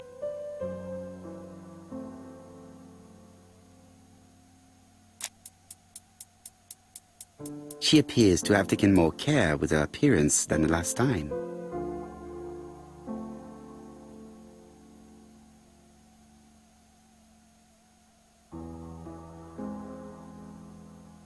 She's looking at Mr. Fraser out of the corner of her eye. Did she make herself beautiful for him?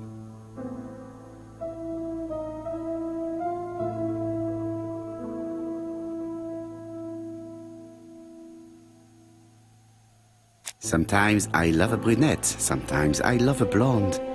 That's what the song says. The song says, sometimes I love a blonde who comes from Eden by way of Sweden. But I am not sure that this blonde is an angel. I wish to thank you all for coming. I wanted to bring everyone close to the victims here in order to unmask the murderer. Get to the point, Mr. Poirot. What do you want from us?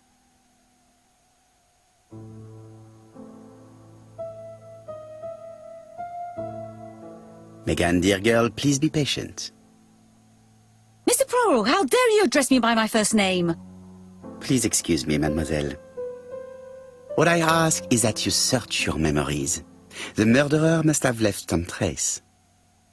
Yes, he must have prepared his crimes very carefully. Tout à fait.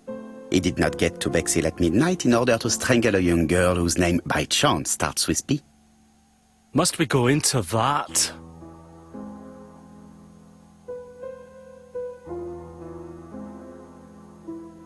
Mr. Fraser, please get a grip on yourself. Well, I want to help you, but I don't remember anything else. Nothing I haven't already said.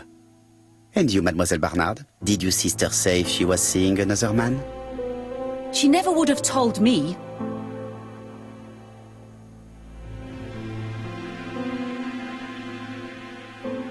Why would she hide the fact from you? Betty knew I didn't approve of her behaviour. Her flirting was spoiling any chance she might have had. Tell me, mademoiselle, what did you talk about with your sister?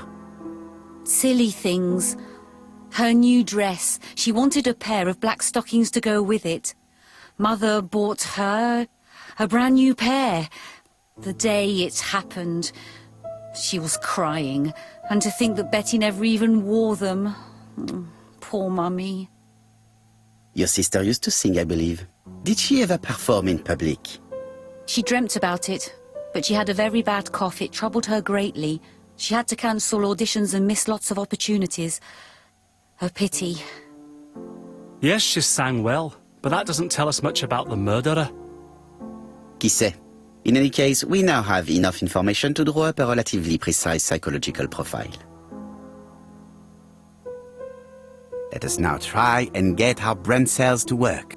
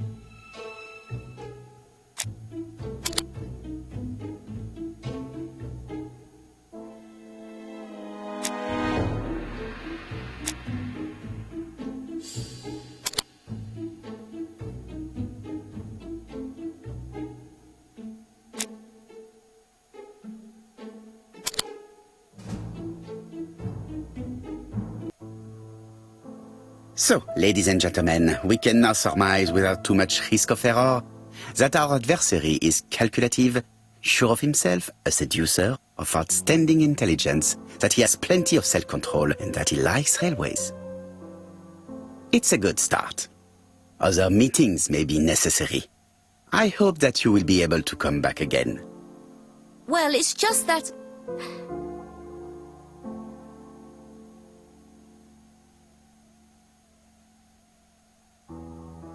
Is something bothering you, Mary? Well, Mr. Poirot, you see, I don't know if I can come to London just like that. It's normal that people helping with this inquiry should be reimbursed. Starting with you, Miss Drower. Please allow me to pay for your train tickets. Oh, sir, I cannot accept. But you must. Mademoiselle, I may not be rich, but my brother left a fortune which will be mine. Mr. Clark, that's very generous of you. Well, someone has to foot the bill. Mr. Poirot, would it be possible for you to come back to Devon? Lady Clark has expressed a wish to see you. We'll adjust her medicine so she'll not be too drowsy. But of course, I shall come the day after tomorrow if it is convenient. Thank you all for coming. We will meet again soon. The meeting was most fruitful. Really? Hastings, I believe now we have everything we need to find a common point between the victims. Now it is time for us to use our grey matter.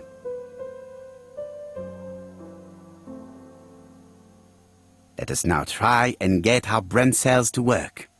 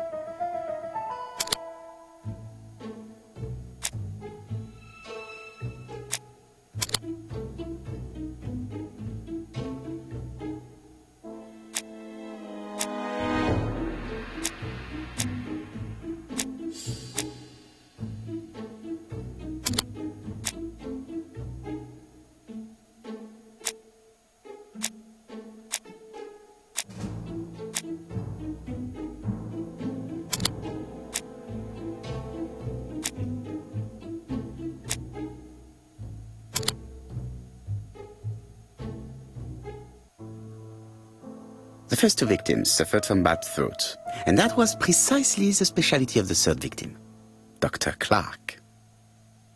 We have a lead. It would pay to take a closer look at the medical records of Dr. Clark's patients. We'll do so during our next visit to Churston. I will do it myself, mon ami. You must remain in London just in case ABC sends us another letter. Very well, as you wish.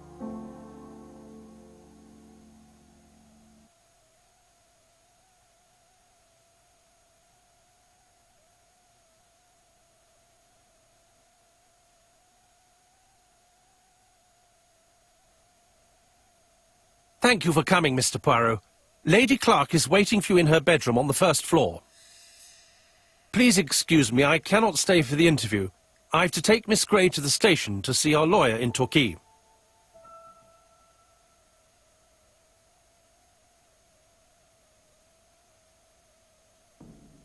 Are you going on holiday, mademoiselle? Not exactly, Mr. Poirot. Miss Gray very kindly stayed with me to settle my brother's affairs, but naturally she prefers to find a position in London. Ah, très bien. I'll be absent all morning, Mr. Poirot, but the nurse is coming soon. She's to ensure that the dose of medicine doesn't make our patient drowsy. Thank you, Mr. Clark. Have a nice trip, mademoiselle.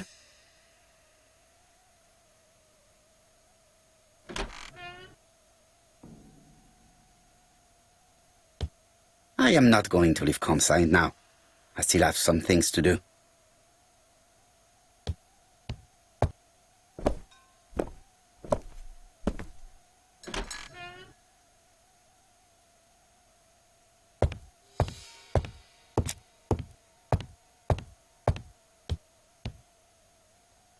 This poor woman is very ill.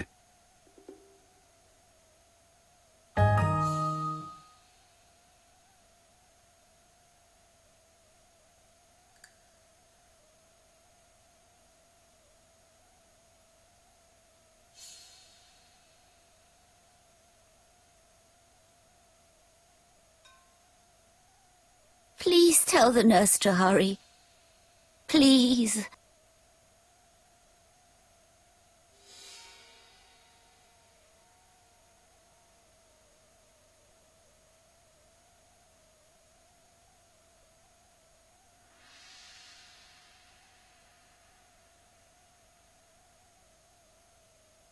This woman is suffering. She is in no state to have a conversation.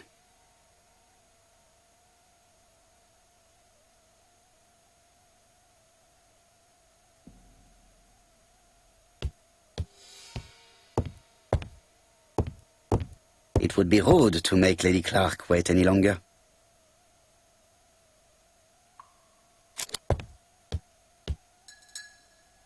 Mr. Poirot? My respects, madame. Thank you for coming. Thank you. Have you seen the nurse? She should have been here by now. Oh, I'm sorry. The telephone in the hall is ringing.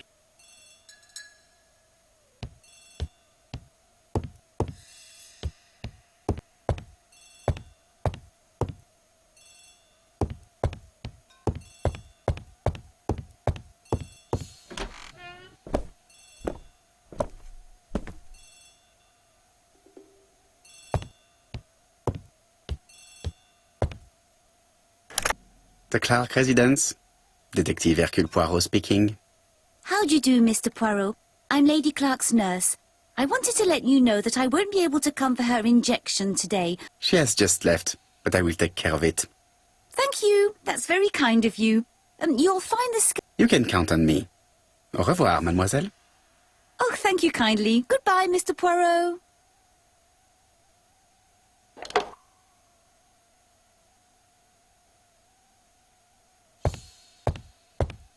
Lady Clark is in pain. I have to give her an injection of morphine to ease her suffering.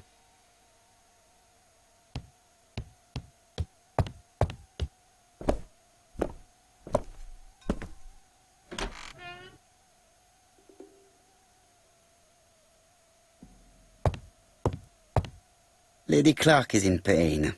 I have...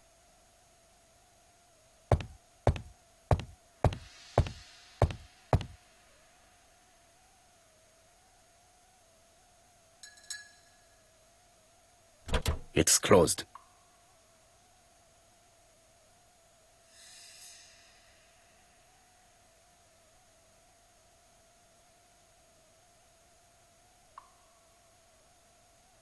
It's closed.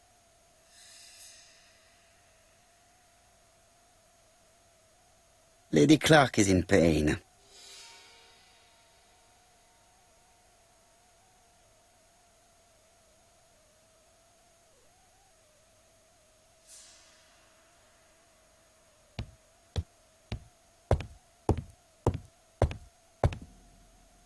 Lady Clark is... Lady Clark is in pain. I have to give her...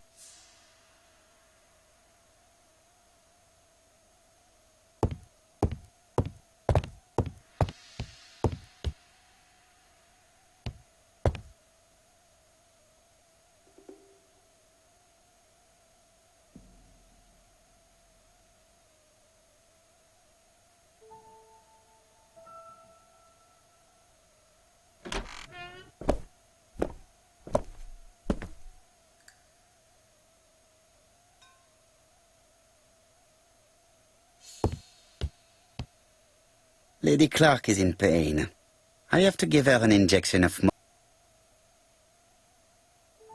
Lady Clark is in pain.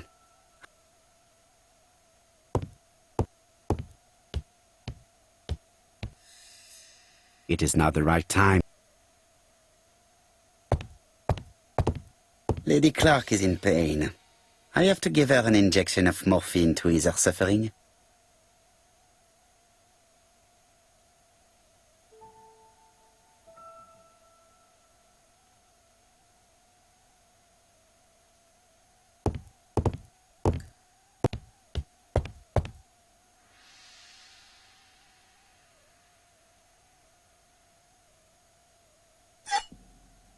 Here is the skeleton key. April 1925, Aceh province.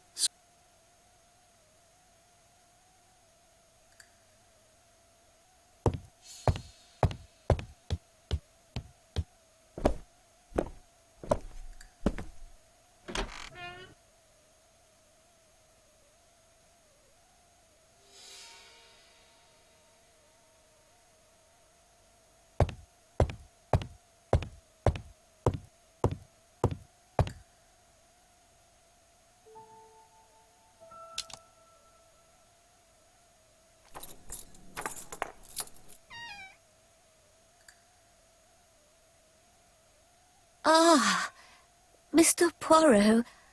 Oh, I feel better now. Thank you for your help.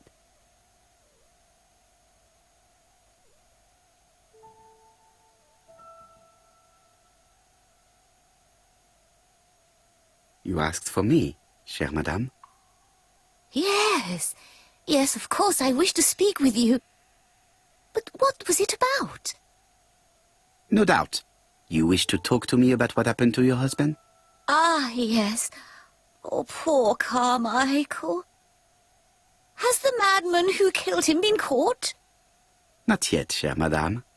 There was a great many people in Cheston on the day of the murder. Indeed. People go straight to the beach. They don't come near Coomside. So, there were no strangers around the house that day? Who said that? The people who live here. Your brother-in-law, Miss Gray. Miss Gray? Oh, I don't like her. Franklin wanted her to stay, but I insisted she should go.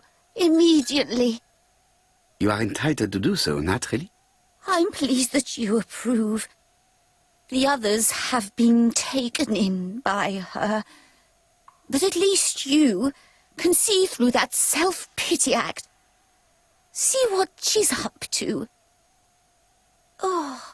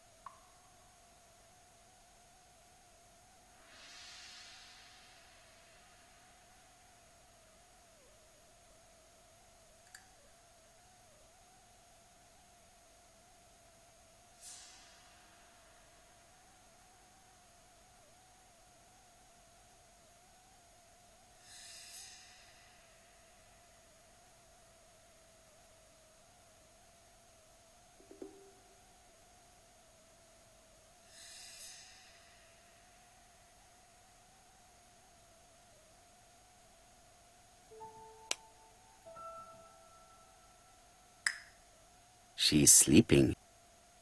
I must find a way to wake her up gently.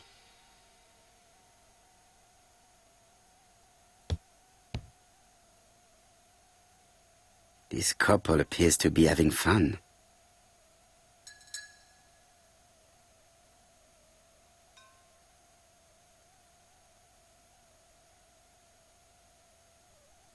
Lady Clark and Sir Carmichael were very happy, but they did not have any children.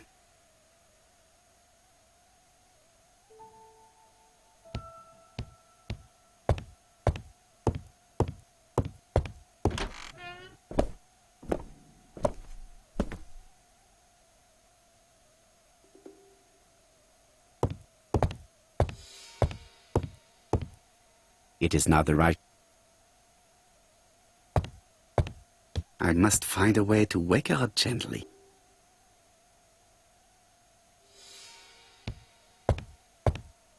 I must find a way to wake her up gently. I do not need to make a telephone call now.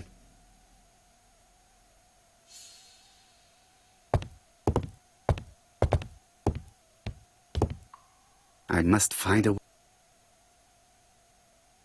I am not going to leave Comside now. I still have some things to do. I must find a way...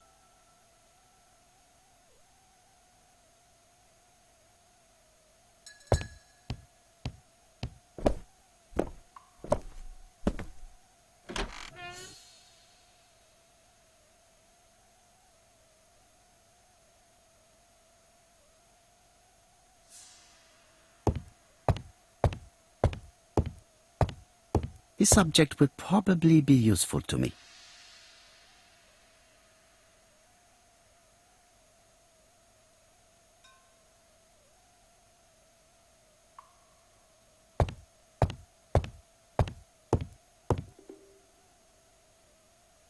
Lady Clark and Sir Carmichael were very happy, but they did not have any children.